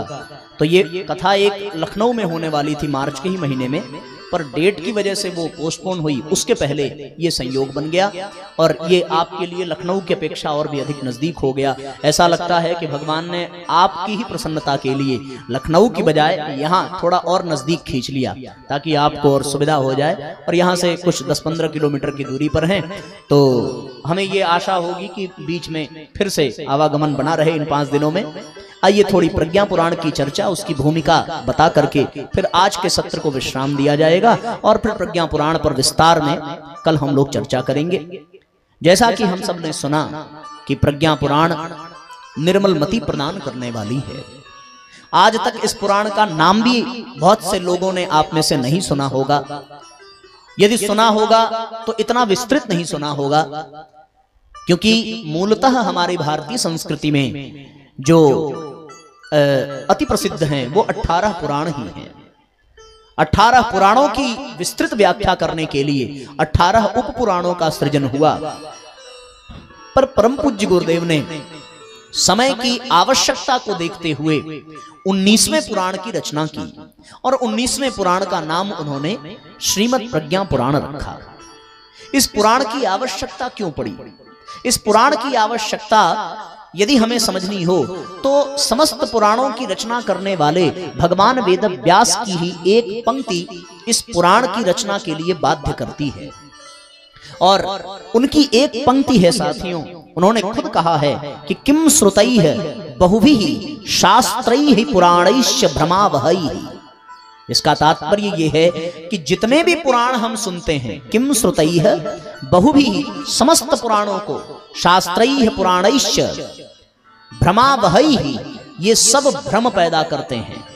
18 पुराणों को लिखने के बाद, 18 उप पुराणों को लिखने के बाद उन्होंने ही ये पंक्ति कही है भगवान वेदव्यास ने कि सब के सब पुराण मिल जाएं और वो मनुष्य के सामने प्रस्तुत हो तो वो हमारे भीतर भ्रम ही पैदा करते हैं।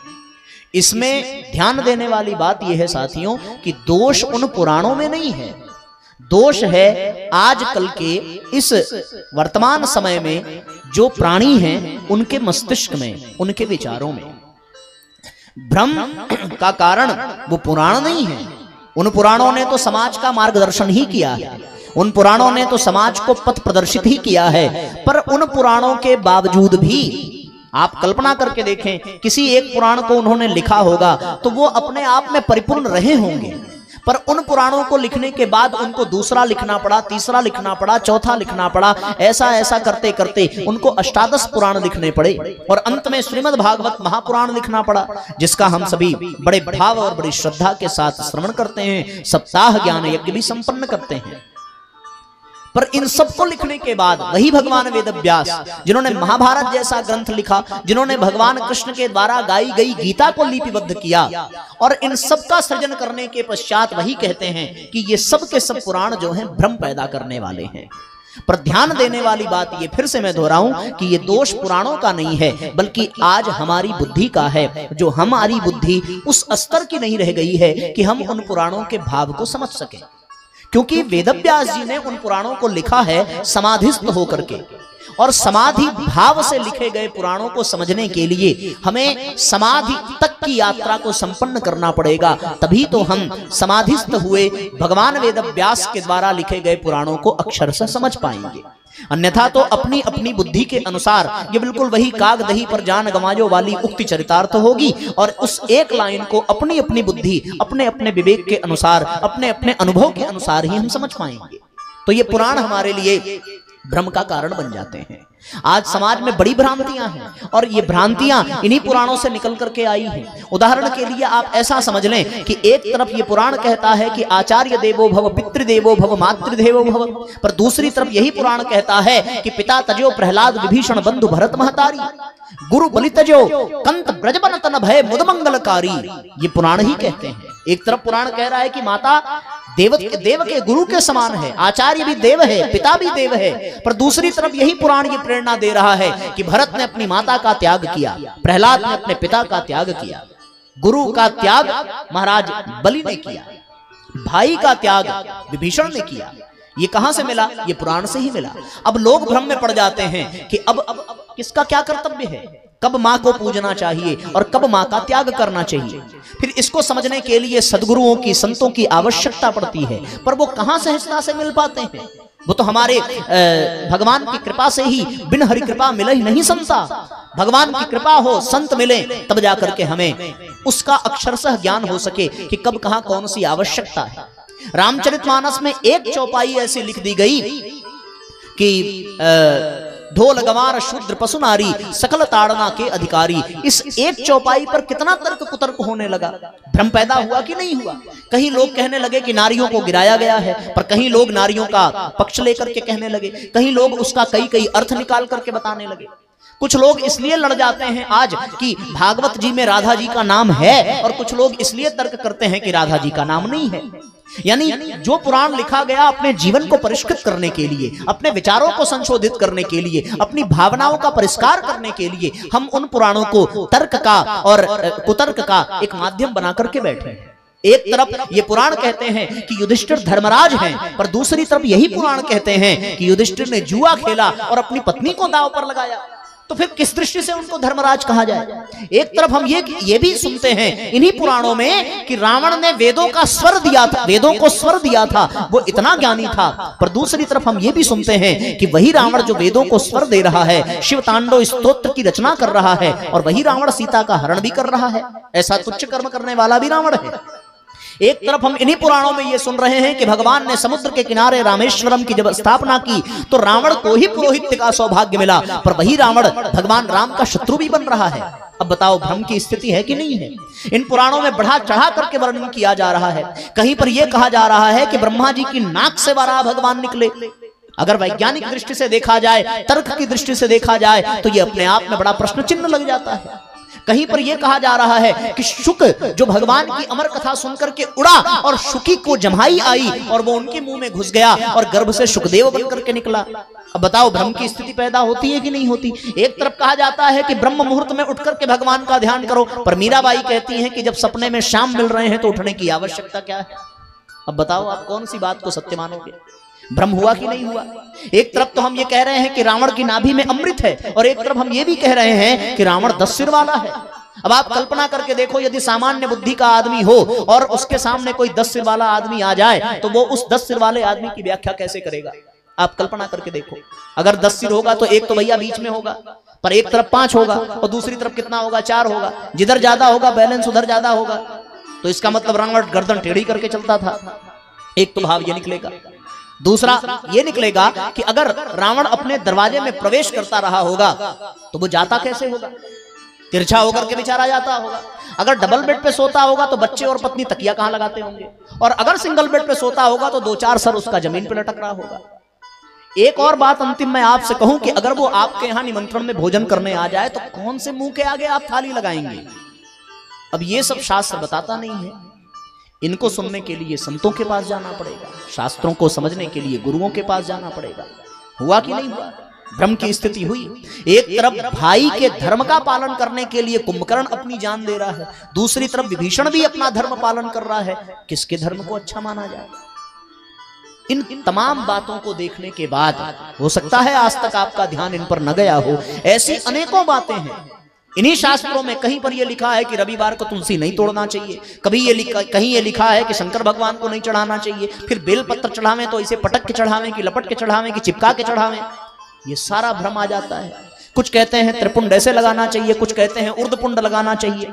मतलब जितने लोग उतनी तरह की बातें। कहीं कहीं पर भगवान को मीठा चढ़ाया जाता है प्रसाद में, पर ऐसे भी मंदिर हैं जहां भगवान को नमकीन भी चढ़ाया जाता है प्रसाद में। आप सोच करके देखो। कुछ कहते हैं कि मंदिर मंदिर है, पर रामकृष्ण परमहंस के लिए वो मूर्ति नहीं है। रामकृष्ण परमहंस मूर्ति की पूजा नहीं करते बल्कि मां की पूजा करते हैं, और उनकी मूर्ति उनसे बात करती है। तो ये कैसे संभव है? इसके लिए अगर विचार करने वाला व्यक्ति विचार करने पर बैठ जाए तो वो पागल हो जाएगा। शिव पुराण यदि वो पढ़े तो उसको लगेगा कि इस संसार का निर्माण करने वाले केवल और केवल भगवान शिव हैं, और शिव पुराण को हटा करके अब वो विष्णु पुराण पढ़ने बैठ जाए तो लगेगा कि सर्वे सर्वा केवल भगवान विष्णु हैं, शिव जी उनके नीचे वाले में है, काम कर रहे हैं। ब्रह्म पुराण पढ़िए तो कुछ और अर्थ निकलेगा। गणेश जी का पुराण पढ़ना प्रारंभ करिए तो लगेगा कि गणेश जी से बड़ा कोई नहीं है। बड़ी विचित्र स्थिति हो जाती है। कोई कहता है कि उनके गर्दन कटे और हाथी का गर्दन लगा दिया। अब इसको समझने के लिए सोचना पड़ेगा ना कि आखिर हाथी का ही क्यों लगाया, वहां और कोई जानवर क्यों नहीं मिला? किसी और जानवर का भी लगा सकते थे, पर लगाया क्यों? अगर विचारवान व्यक्ति इन बातों पर चिंतन करने बैठे तो वो वास्तव में फंस जाएगा, परेशान हो जाएगा, भ्रम में आ जाएगा। और इन्हीं चीजों को देख करके भगवान वेदव्यास जी कहते हैं कि ब्रह्म को पैदा करने वाले ये पुराण ही हैं। इन तमाम प्रश्नों को देखते हुए साथियों, तब परम पूज्य गुरुदेव जिन्होंने गायत्री परिवार की स्थापना की, उन्होंने विचार किया कि जो पुराण इस संसार का मार्गदर्शन करने के लिए बनाए गए थे, लेकिन उन्हीं पुराणों की वजह से भ्रम पैदा हो रहा है, तब हमें कोई और रास्ता निकालना चाहिए। और इन भ्रमों से मुक्ति दिलाने के लिए उनको श्रीमद् प्रज्ञा पुराण की रचना करनी पड़ी। ये विचार करना पड़ा। श्रीमद् प्रज्ञा पुराण की रचना उन्होंने क्यों की? इसका तात्पर्य ये नहीं है कि श्रीमद् प्रज्ञा पुराण उन समस्त पुराणों से सबसे अधिक महत्वपूर्ण है, सबसे अधिक योग्य है। इसको समझाने के लिए एक ही उदाहरण सबसे उपयुक्त लगता है साथियों, और वो ये है कि जब स्वामी विवेकानंद विदेश गए और विदेशियों ने उनके धर्म ग्रंथ भगवत गीता को सबसे नीचे रखा और बाकी जितने भी धर्म ग्रंथ थे उनको सबसे ऊपर रखा। उसमें बाइबल था, कुरान था, और भी अन्य धर्म संप्रदायों के जो प्रसिद्ध ग्रंथ थे वो सब ऊपर रखे गए, पर गीता सबसे नीचे रखी गई। और उन विदेशियों ने विवेकानंद को व्यंग कसते हुए कहा कि हमारे यहाँ आपका जो धर्म ग्रंथ है वो सबसे नीचे है। तो स्वामी विवेकानंद ने कहा कि इसको सबसे नीचे ही रहने देना चाहिए। क्यों? तो उन्होंने एक काम किया, वो थोड़ा नजदीक गए, नीचे गीता को पकड़ा, खींच करके जोर से हाथ लगा करके खींचा तो ऊपर के सारे ग्रंथ गिर गए। जब गिर गए कहा कि नींव में यही एक ग्रंथ होना चाहिए, अगर गीता नहीं होगी तो ऊपर के सारे ग्रंथ गिर जाएंगे। निस्संदेह सारे ग्रंथ महान हैं, पर जड़ में, नींव में गीता ही होनी चाहिए। उसी प्रकार साथियों, मैं बड़ी विनम्रता और बहुत समझ के साथ ये बात आपसे कहना चाहता हूं कि 18 पुराण वास्तव में सिरमौर हैं, लेकिन उन 18 पुराणों को समझने के लिए उनकी नींव में, उनके जड़ में श्रीमद् प्रज्ञा पुराण को रखना पड़ेगा। यदि आप नहीं रखेंगे तो उन 18 पुराणों की बातों को मूलतः आप समझ नहीं पाएंगे। प्रज्ञा पुराण सुनने वाला, प्रज्ञा पुराण समझने वाला व्यक्ति ही उन 18 पुराणों को जानने का अधिकारी बनेगा। तात्पर्य ये है 18 पुराणों से हमें इसलिए भ्रम हो रहा है क्योंकि हम उसको पढ़ने के योग्य नहीं बन पाए हैं, हम उसको जानने के योग्य नहीं बन पाए हैं। और हमको योग्य बनाने, हमको वो पात्रता प्रदान करने के लिए परम पूज्य गुरुदेव को श्रीमद् पावन प्रज्ञा पुराण का सृजन करना पड़ा कि जो इन श्रीमद् पावन प्रज्ञा पुराण के सूत्रों को सुनेगा, समझेगा, जानेगा और अपने जीवन में फिर वही बात कि चिंतन करेगा, मनन करेगा और उसके बाद उसका अभ्यास करेगा, वो अन्य उन समस्त पुराणों को पढ़ने के योग्य बनेगा, सुपात्र बनेगा। जो उन पुराणों को समझेगा, उपनिषदों को समझेगा, वेदों को, स्मृतियों को, श्रुतियों को समझने के योग्य बनेगा। इसलिए साथियों, श्रीमद् पावन प्रज्ञा पुराण कथा जो ज्ञान की धारा है और हमारे मन को ऐसी सुपात्रता प्रदान करता है कि हम सभी भ्रम से ऊपर उठ सकें। कि भ्रम बहुत बड़ा दोष है, ये आप जान लें। संशय बहुत बड़ा दोष है, भ्रम बहुत बड़ा दोष है। और एक बार किसी के मन में कोई भ्रम बैठ जाए तो वो जीवन भर उस भ्रम से निकल नहीं पाता, बड़ी जद्दोजहद करनी पड़ती है। जहां भ्रम है वहां भय है, वहां भटकाव है और वहां पतन है। यदि एक बार अंधेरे में कोई रस्सी पड़ी हो और ये भ्रम बैठ जाए भैया कि सांप है, भले वो सांप ना हो पर केवल भ्रम मात्र से व्यक्ति पसीना पसीना हो जाएगा और उसको हिम्मत नहीं पड़ेगी कि वो जाए, वो रस्सी उठा करके ले आए। कारण क्या है? केवल यही है कि वो भ्रम में है, जबकि वो सांप नहीं है। लेकिन उसके शरीर में वो सारे लक्षण पैदा हो जाएंगे जो सांप को देख करके होने चाहिए। तो भ्रम तो बड़ी विचित्र स्थिति है। और इसी भ्रम के कारण कोई कहता है कि यज्ञ में पशु बलि होनी चाहिए, कोई कहता है नहीं होनी चाहिए, कोई कहता है कि वेदों में ऐसा लिखा है, वैसा लिखा है। गायत्री मंत्र के विषय में तमाम तरह की बातें आती हैं कि गायत्री मंत्र स्त्रियों को नहीं पढ़ना चाहिए, मंच से नहीं बोलना चाहिए, माइक से नहीं बोलना चाहिए, ओम लगा करके नहीं बोलना चाहिए। ऐसी तमाम बातें सुनने को मिलती हैं। इन सारे भ्रमों का एक ही कारण है कि हमारी बुद्धि उनको समझने के योग्य नहीं है और हमारी बुद्धि को सुयोग्य बनाने का जो सर्वश्रेष्ठ आधार आज इस संसार में उपलब्ध है, उसी आधार को श्रीमद् पावन प्रज्ञा पुराण कहते हैं। इसका नाम भी पूज्य गुरुदेव ने कुछ सोच करके रखा। प्रज्ञा का तात्पर्य क्या है? प्रज्ञा यानी प्र यानी प्रधान, ज्ञ यानी ज्ञान, जो हमारे मस्तिष्क को प्रधान ज्ञान प्रदान करे। और वो प्रधान ज्ञान जो, अब देखो ये मधुमक्खी हमें फूल समझ रही है, वो आ गई हमारे पास शहद लेने, भाई इसको ये नहीं पता कि हम प्रज्ञा पुराण का शहद दे रहे हैं, वहां बैठ के सुनना चाहिए, समझ नहीं लगता है। तो साथियों, मैं निवेदन ये कर रहा था कि प्र यानी प्रधान, ज्ञ यानी ज्ञान, जो प्रधान ज्ञान को प्रदान करे और प्रधान ज्ञान ही भ्रम को दूर करता है, उस प्रधान ज्ञान को ही प्रज्ञा कहते हैं। वो प्रज्ञा जब जागती है, वो प्रज्ञा जब मस्तिष्क में विद्यमान हो जाती है तो सारे भ्रम मिट जाते हैं। इसीलिए जो लोग दिव्य दृष्टा हैं उनको प्रज्ञा चक्षु कहा जाता है, उनको प्रज्ञामय कहा जाता है। और ये प्रज्ञा को ही गायत्री कहते हैं। प्रज्ञा ही विवेक है। मस्तिष्क में जब विवेक जागृत हो जाए, प्रज्ञा जागृत हो जाए तो साथियों जीवन में सारे भ्रम मिट जाते हैं। इसको आप एक और उदाहरण से समझिए कि एक राज्य का राजकुमार अपने ही राज्य की एक सुंदर नवयुवती पर लट्टू हो गया, उससे मनी मन प्रेम करने लगा। यद्यपि राजकुमार का विवाह हो चुका था, फिर भी वो दूसरा विवाह करना चाहता था अपनी पहली पत्नी के रहते हुए भी। और वो उस नवयुवती के पास गया, चूंकि राज्य का राजकुमार था इसलिए सब उसका सम्मान करते थे, और उसने कहा कि हम तुमसे विवाह करेंगे, अगर तुम लोग मना करोगे तो हमसे बुरा कोई नहीं होगा। लड़की जो थी वो थोड़ी समझदार थी, उसने कहा, उसने सोचा मना करती हूं तो यह राजकुमार है, हमारे माता को प्रताड़ित करेगा, हमें भी प्रताड़ित करेगा। लड़की ने सोच समझ करके कहा कि हमें 15 दिन का अवसर दीजिए, 15 दिन के बाद मैं आपको सोच विचार करके उत्तर दूंगी। राजकुमार ने कहा कि तुम्हारे पास कोई विकल्प नहीं है, तुम्हें मुझसे विवाह करना पड़ेगा, मैं तुमको पाना चाहता हूं और मैं तुमसे प्रेम करता हूं। तो मुझे ना सुनने की आदत नहीं है। अपने अपने लहजे में उसने बात कही होगी। वो बेचारी 15 दिन के बाद उत्तर देने के लिए कहती है। राजकुमार तैयार हुआ कि मैं केवल 15 दिन की प्रतीक्षा करूंगा। उस 15 दिन में उसने पेट झरने वाली दवाई खाई और उसको लूज मोशन होने लगा। अब आप कल्पना करके देखो कि 15 दिन में जो लड़की आज बहुत सुंदर लग रही थी, लेकिन 15 दिन में यदि उसका पेट खराब हो जाए और स्वास्थ्य बिगड़ जाए, तो बिगड़े हुए स्वास्थ्य के कारण जो आज सुंदर लग रही थी, कल वो बिल्कुल हाड़ मांस का पुतला लगने लगेगी। उसके शरीर के जो शरीर उसका सुडौल था, अब वो बिल्कुल हड्डियों का ढांचा बनकर के रह जाएगा, गाल अंदर धंस जाएगा, नाक चिपटी हो जाएगी, पता नहीं क्या क्या होगा। आप अपनी कल्पना कर लीजिए और यही कल्पना करिए कि 15 दिन तक जिसने एक अन्न का दाना न खाया हो, वो कितना भी सुंदर हो, उसका चेहरा बिल्कुल देखने लायक नहीं होगा, शरीर बिल्कुल देखने लायक नहीं होगा। एक काम उसने किया कि जब वो शौच के लिए जाती थी तो अपने शौच को, पूरे मलमूत्र को वो एक घड़े में एकत्रित करती थी। 15 दिन के बाद जब वो राजकुमार आया और राजकुमार ने उस कन्या को देखा, तो उस कन्या से पूछा कि तुम 15 दिन पहले ऐसी थी, पर आज कहां चला गया तुम्हारा सौंदर्य, कहां चला गया तुम्हारा यौवन।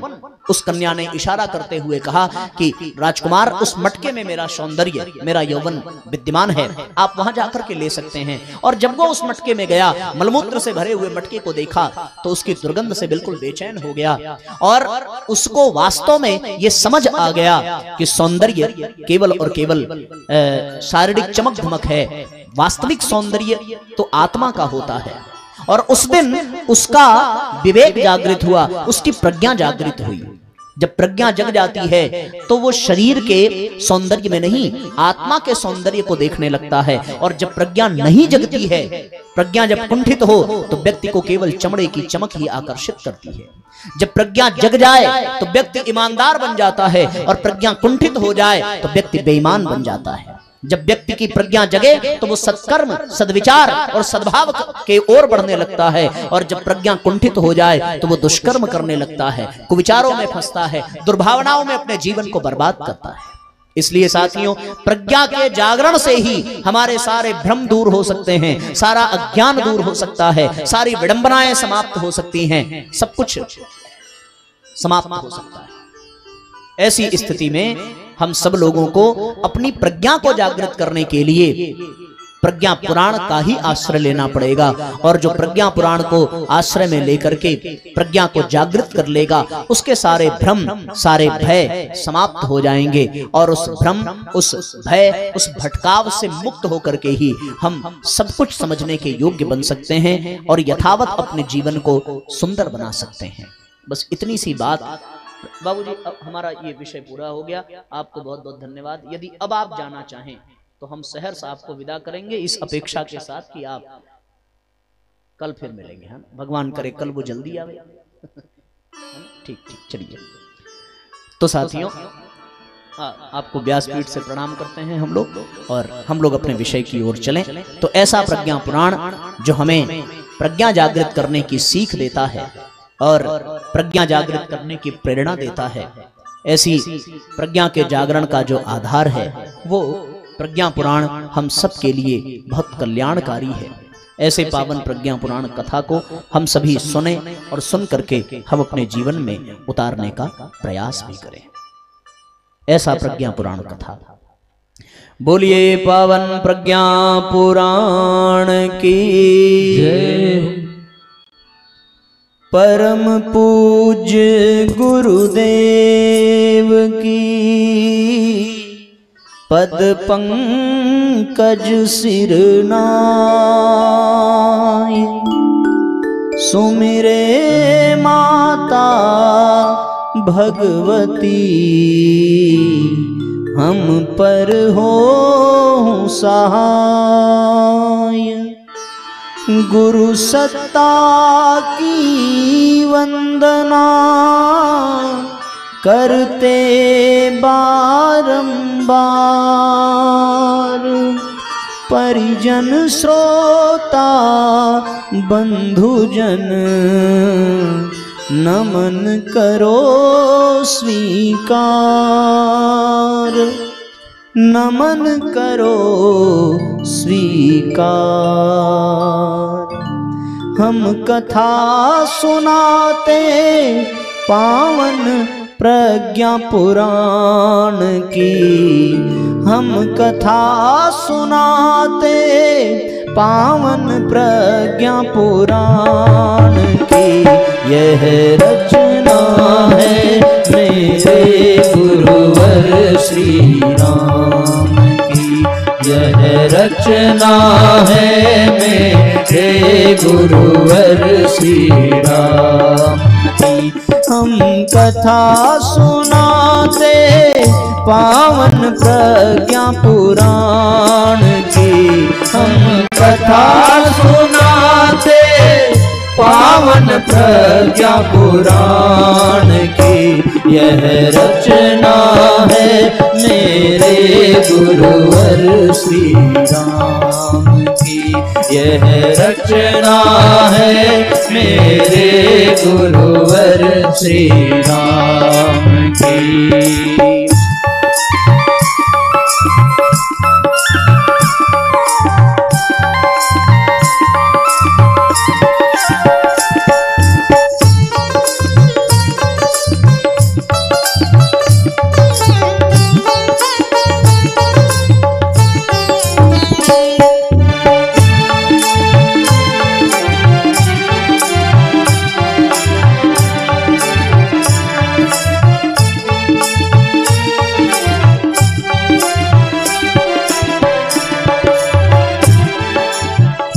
गंगा तीरे तीरथ वन में परहित रत ऋषियों के मन में।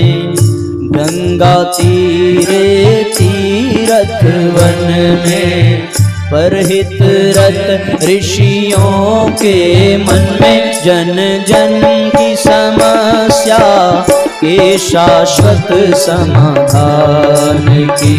जन जन की समस्या के शाश्वत समाधान की।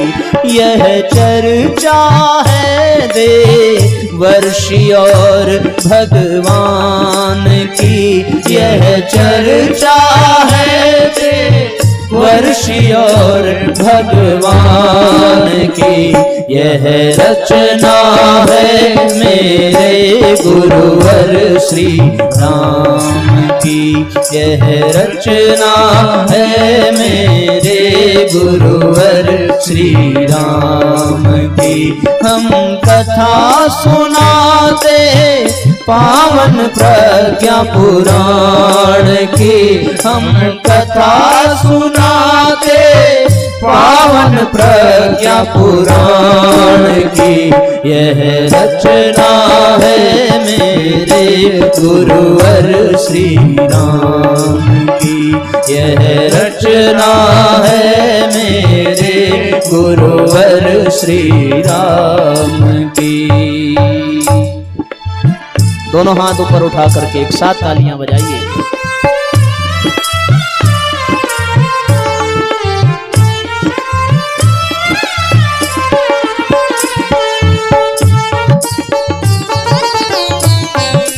जय हो। बोलिए पावन प्रज्ञा पुराण की।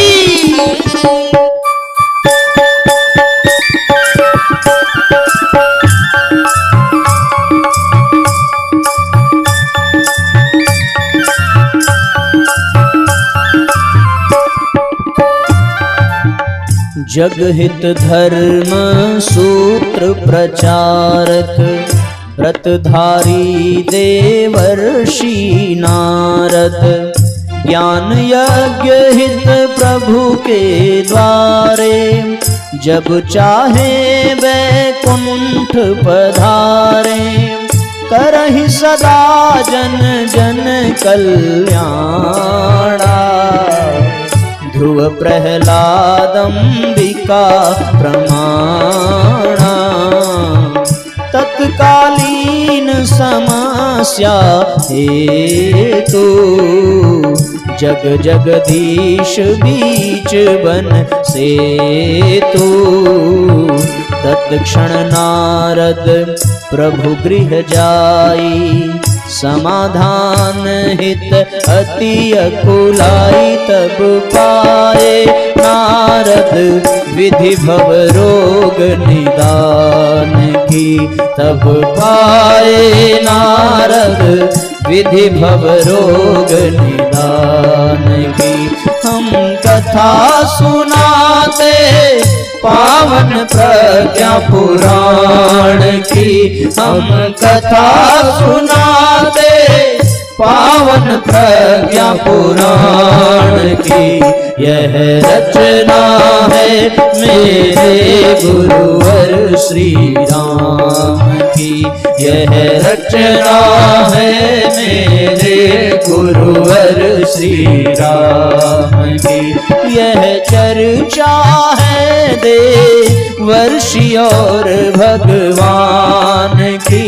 यह चर्चा है देवर्षि और भगवान की। यह रचना है मेरे गुरुवर श्री राम की। यह रचना है मेरे गुरुवर श्री राम की। यह रचना है मेरे गुरुवर श्री राम की। यह रचना है मेरे गुरुवर श्री राम की। बोलिए परम पूज्य गुरुदेव की जय। बोलिए गायत्री माता की जय।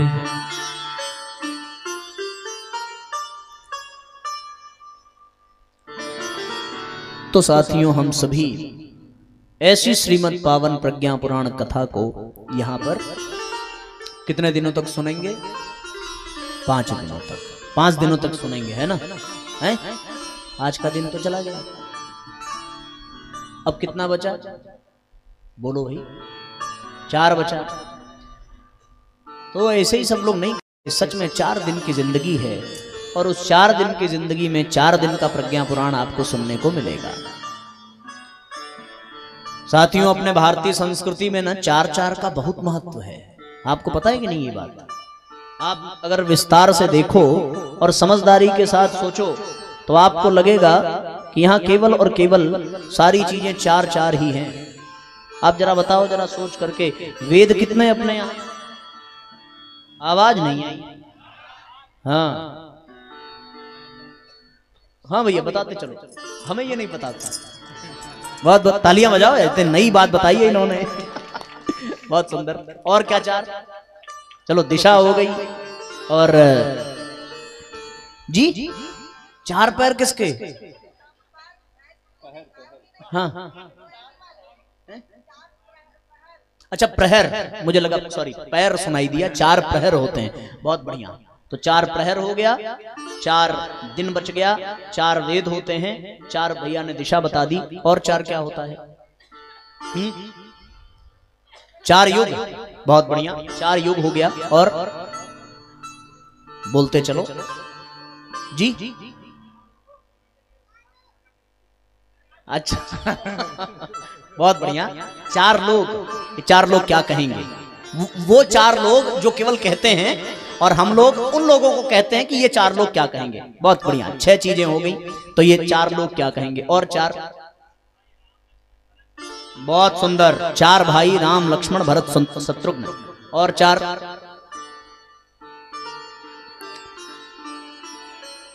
हाँ, मंच पे कितने लोग बैठे हैं? 4 लोग। कितने पहिए वाली गाड़ी से आए लोग? कितने लोगों के कंधे पर जाएंगे? 4 के कंधे पर लौट करके जाएंगे। ठीक है ना? बहुत बढ़िया। ब्रह्मा जी के मुंह कितने? विष्णु भगवान के हाथ कितने? युग कितने? आश्रम कितने? गृहस्थ, ब्रह्मचर्य, वानप्रस्थ और सन्यास। धाम कितने? 4 धाम हो गए ना? और भी हमने लिखा है, आप विचार, आपको नहीं पता होगा। अब मैं थोड़ी और गुड़ की बात बताऊं। वाणी भी 4 प्रकार की होती है ना? 4 प्रकार की वाणी होती है। वैखरी वाणी, जिससे हम और आप बातचीत कर रहे हैं। मध्यमा वाणी, जिससे हम सोचते हैं। पश्चंती वाणी, और एक है परावाणी, जिसको आकाश वाणी कहते हैं। ब्रह्मा जी के पहले जो पुत्र हुए वो 4 सनत कुमार ही हुए। आपने भागवत में सुना होगा। तो वो भी 4 हो जाते हैं। और साथियों, मजे की बात यह है कि भारतीय संस्कृति के 4 आधार हैं: गौ, गंगा, गीता और गायत्री। ये 4 आधार हैं। धर्म के 4 चरण हैं: सत्य, तप, दान और पवित्रता। ये कुछ और थोड़ी गहराई में हम लोग चलते हैं, और गहराई में चलें तो गायत्री मंत्र यद्यपि त्रिपदा है, 3 चरण हैं, पर व्याहृतियों को मिलाकर के वो भी 4 चरण के हो जाते हैं। ओम भूर्भुवस्वः पहला चरण है, तत्सवितुर्वरेण्यम दूसरा चरण है, भर्गो देवस्य धीमहि तीसरा चरण है, और धियो यो नः प्रचोदयात् चौथा चरण है। भगवान केवल 4 के लिए ही अवतार लेते हैं, विप्र धेनु सुर संत हित लीन मनुज अवतार। इन्हीं 4 के कारण भगवान के अवतार होते हैं। अपने पुरुषार्थ भी 4 हैं, धर्म अर्थ काम मोक्ष। वर्ण व्यवस्था भी 4 है, ब्राह्मण क्षत्रिय शूद्र वैश्य, सब कुछ 4 है। और हम लोगों के पास दिन कितना बचा है? 4 बचा है। तो आप लोगों को कथा में कितने लोगों को लेकर के आना पड़ेगा कल से, ताकि इधर वाला देखो, आप लोग की जिम्मेदारी ज्यादा है, महिलाओं की संख्या बराबर है, कमजोर आप लोग पड़ेंगे। बिल्कुल सही बात है, लेकिन इस मेहनत में 70% सहयोग इनका है, अन्यथा तो आप कितनी भी मेहनत कर लेते कोई लाभ मिलने वाला था नहीं। इसलिए आप अगर मेहनत कर रहे हैं तो थोड़ी और मेहनत करिए, और महिलाओं पर ध्यान देने की बजाय थोड़ा पुरुषों पर भी ध्यान दीजिए, और थोड़ा पुरुषों की भी संख्या बढ़ाइए, ताकि बाद में वो 4 लोग ये ना कहें कि कोई पुरुष नहीं आया था। जिन 4 लोगों के लिए भाई साहब ने बताया, सब कहें कि हाँ भाई, महिलाओं की जितनी संख्या थी उससे अधिक पुरुषों की संख्या थी, ठीक है ना। तो हम लोग साथियों इन 4 दिनों को ऐसे जिए कि आनंद आ जाए, और श्रीमद् प्रज्ञा पुराण कथा हम सबके जीवन में उतरे और उसका पूरा पूरा लाभ मिले। वास्तव में प्रज्ञा पुराण कथा को परम पूज्य गुरुदेव ने सोचा कि जैसे 18 पुराण हैं वैसे ही उसके 18 खंड लिखे जाएं, पर गुरुदेव ने केवल और केवल अपने रहते 6 खंड लिखे, और ये आश्वस्त भी किया है कि बाकी के 12 खंड हम किसी न किसी को माध्यम बना करके लिखवाएंगे। उन 6 खंडों की मैं थोड़ा सा आपको परिचय देता हूं। इसके पहले किन किन लोगों ने प्रज्ञा पुराण सुनी है? हाथ उठाइए जरा। सुना था, याद नहीं है कोई बात नहीं, अच्छी बात है। अभी आज जो सुना है ना वो कल याद नहीं रहेगा, ये भी हो सकता है, तो स्वाभाविक है याद नहीं होगा, इसीलिए रिकॉर्डिंग करता है आदमी कि याद रखें। अब ये है साथियों कि प्रज्ञा पुराण को 6 खंडों में प्रकाशित किया गया है। पहला खंड जो है वो लोक कल्याण खंड है, दूसरा महामानव खंड है, तीसरा परिवार निर्माण खंड है, चौथा देव संस्कृति खंड है, 5वां संस्कार पर्व खंड है, 6वां जो है देवात्मा हिमालय खंड है, और 5वां जो है वो ऋषि प्रकरण है। ये 6 खंड हैं। तो एक खंड में 7-7 अध्याय हैं, इसलिए मूलतः प्रज्ञा पुराण कम से कम 7 दिन का हो तो एक खंड पूरी उसकी चर्चा हो सकती है, ऐसा हमारा प्रयास होता है। पर 5 दिन का प्रज्ञा पुराण, जिसमें से 1 दिन परिचय और महात्म्य में ही चला जाता है, शेष बचे 4 दिन। इन 4 दिनों में हम आपको दूसरा खंड प्रज्ञा पुराण का सुनाएंगे, जो महामानव खंड है। एक सामान्य व्यक्ति कैसे देवमानव बन सकता है, महामानव बन सकता है, नर से नारायण बनने का सूत्र क्या है, किस पथ पर चल करके हम अपने जीवन को श्रेष्ठ बना सकते हैं, जिसके जो हमारे ऋषि परंपरा के लोग रहे हैं, हमारे पूर्वज रहे हैं, जो सामान्य दिखने में थे पर उन्होंने जो कार्य किया वो कार्य असामान्य था। भगीरथ बहुत सामान्य थे पर उन्होंने गंगा अवतरण का एक अद्भुत कार्य किया।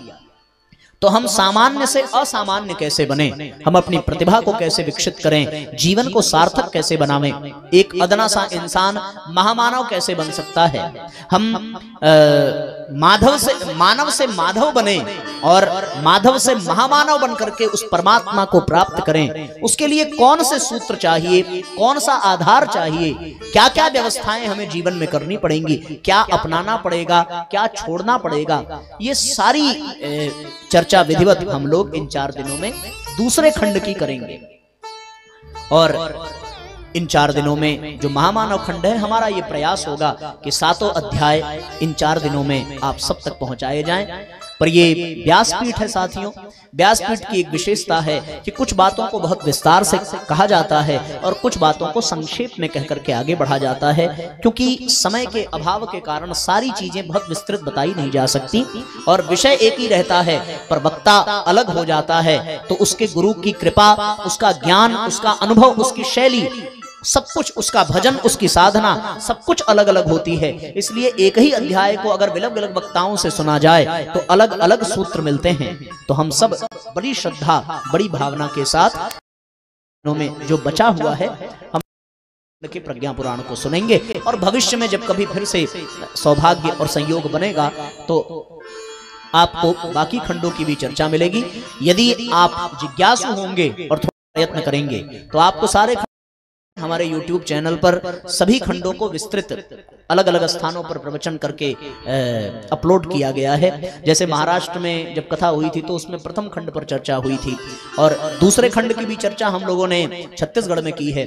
अभी लेटेस्ट जो है शहडोल में जब कथा हुई तो वहां 5वें खंड को आधार बना करके प्रज्ञा पुराण कथा कही गई थी। इसके पहले जौनपुर में कार्यक्रम हुआ तो वहां पर 3रे खंड को कहा गया। वो सारी चीजें आपको YouTube पर मिलेंगी।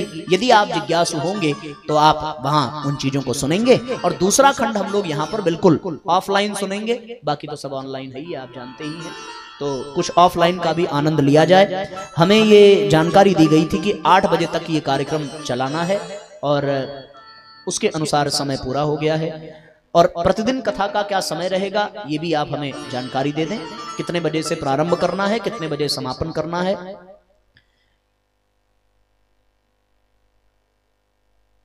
अच्छा, 6 से 4 से 8। अब आप लोग अपना आपस में समझ लेना। जिनको 4 से 8 सुनना होगा वो 4 से 8 आना, जिनको 6 से 10 सुनना होगा वो केवल 6 से 8 ही सुन पाएंगे, क्योंकि 10 तक तो होगा। 5 से हम आप बैठिए, हम खुद ही फाइनल कर लेते हैं, ठीक है ना। अच्छा बताओ भाई, 4 से 8 कितने लोग हैं? हाथ उठाओ जरा।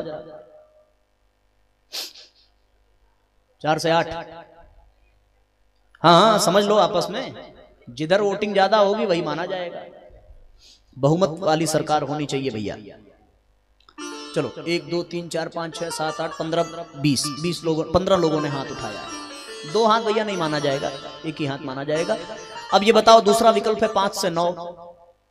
बाबूजी ने कहा 1, अरे तरी तो बवाल हो गया।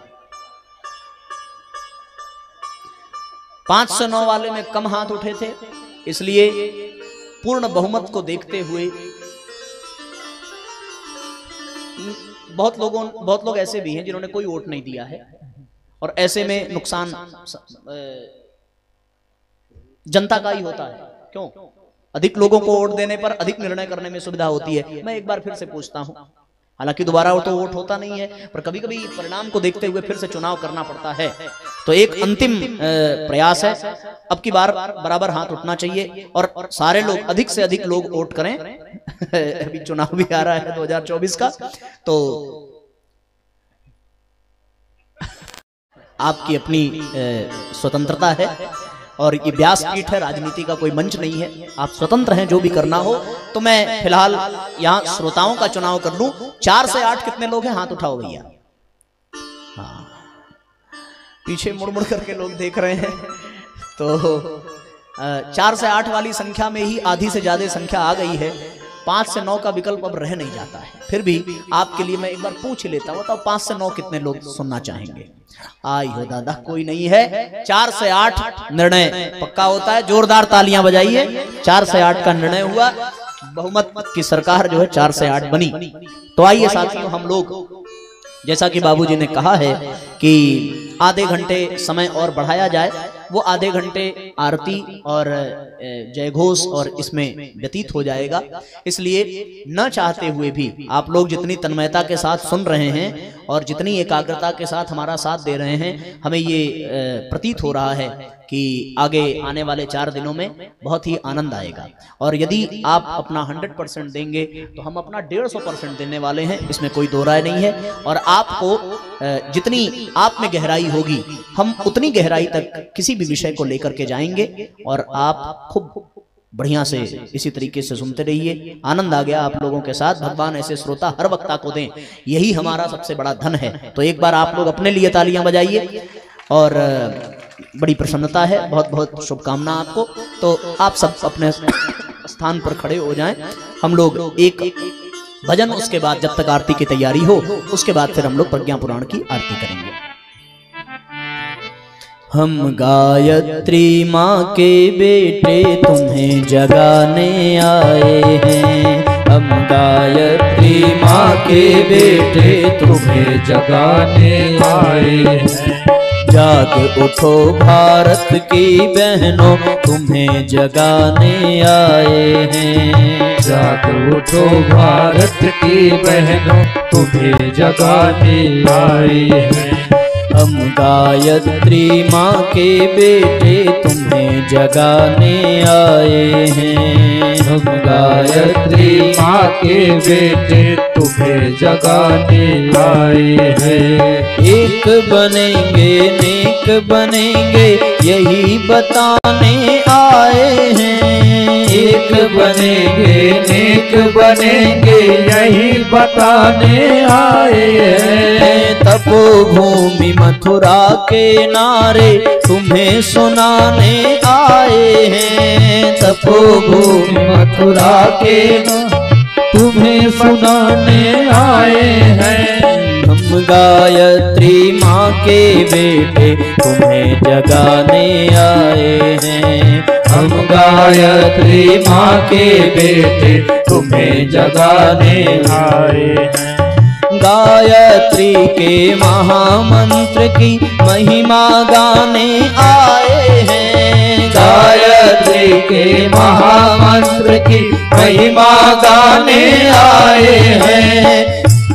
ओहो हर मानव में सद्बुद्धि का दीप जलाने आए हैं। हर मानव में सद्बुद्धि का दीप जलाने आए हैं। देव संस्कृति नई प्रेरणा, देव संस्कृति नई प्रेरणा निर्मित करने आए हैं। हम गायत्री माँ के बेटे तुम्हें जगाने आए हैं। हम गायत्री माँ के बेटे तुम्हें जगाने आए हैं। युग निर्माण योजना का संदेश सुनाने आए हैं। युग निर्माण योजना का संदेश सुनाने आए हैं। अनाचार का अंत करेंगे लोभ मिटाने आए हैं।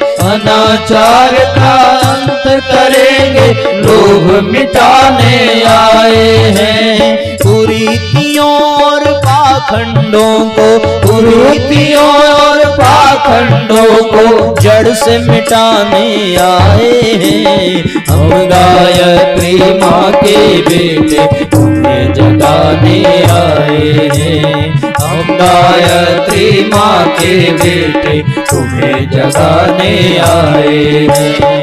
जाग उठो भारत की बहनों तुम्हें जगाने आए हैं। जाग उठो भारत की बहनों तुम्हें जगाने आए हैं। जाग उठो भारत के वीरों तुम्हें जगाने आए हैं। तुम्हें जगाने आए हैं। तुम्हें जगाने आए। बोलिए श्रीमद् पावन प्रज्ञा पुराण की जय। आरती को नीचे लेते आइए और यहाँ सामने खड़े होकर के आरती करें। मदद कर दीजिए ना, बाबूजी को ऊपर चढ़ने में सुविधा होगी। हाँ आराम से।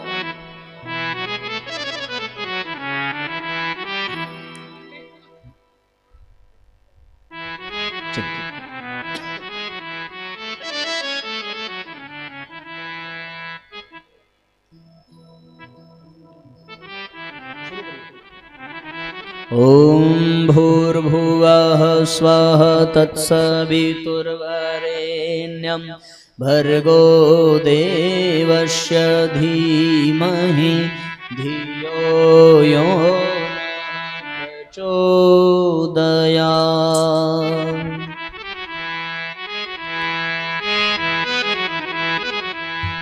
आरती आरती श्री प्रज्ञा पुराण की, आरती श्री प्रज्ञा पुराण की, आरती श्री प्रज्ञा पुराण की, आरती श्री प्रज्ञा पुराण की। युग दृष्टा के दिव्य ज्ञान की, युग दृष्टा के दिव्य ज्ञान की। आरती श्री प्रज्ञा पुराण की, आरती श्री प्रज्ञा पुराण की। जन पीड़ा से हो संवेदित, जन पीड़ा से हो संवेदित। हे देवर्षि विकल उद्वेलित, हे देवर्षि विकल उद्वेलित। युग जिस पीड़ा से है पीड़ित, युग जिस पीड़ा से है पीड़ित। श्री विष्णु समक्ष निवेदित, श्री विष्णु समक्ष निवेदित। पीड़ा युग के विकल प्राण की, पीड़ा युग के विकल प्राण की। आरती श्री प्रज्ञा पुराण की, आरती श्री प्रज्ञा पुराण की। दीन दयालु दुखी जन जन है, दीन दयाल दुखी जन जन है। तापों से तापित मन है, त्रयतापों से तापित मन है। दूषित हुआ मनुज चिंतन है, दूषित हुआ मनुज चिंतन है। विकृत होता जन जीवन है, विकृत होता जन जीवन है। युक्ति बताए आप त्राण की, युक्ति बताए आप त्राण की। आरती श्री प्रज्ञा पुराण की, आरती श्री प्रज्ञा पुराण की। ओ श्रद्धा से युक्त पढ़े जो, ओ श्रद्धा से युक्त पढ़े जो, ओ श्रद्धा से युक्त पढ़े जो।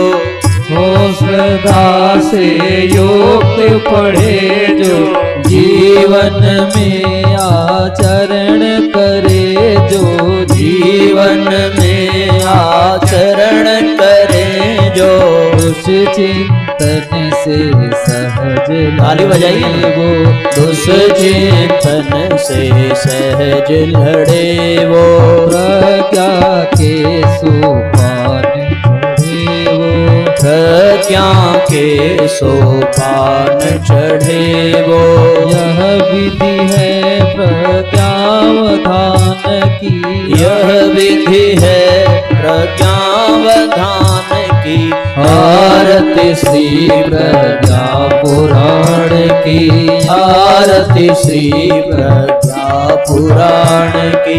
कर्पूर गौरम करुणावतारम संसार सारम भुजगेन्द्रहारम सदा वसन्तम हृदयारविन्दे भवं भवानी सहितं नमामि।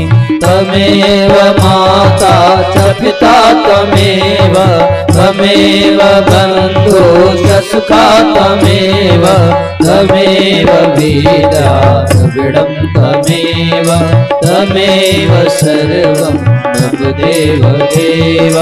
मनोजवं मारुततुल्यवेगं जितेन्द्रियं बुद्धिमतावरेशं वातात्मजं वानरयूथमोक्ष्यं श्रीरामदूतं शरणं प्रपद्ये श्रीरामदूतं शरणं प्रपद्ये।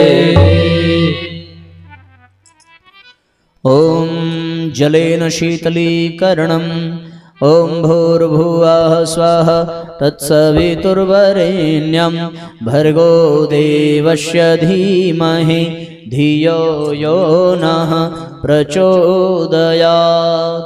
आरार्तिक्यं समर्पयामि। सब लोग बैठ जाएं, आरती ले लें, शांति पाठ करें।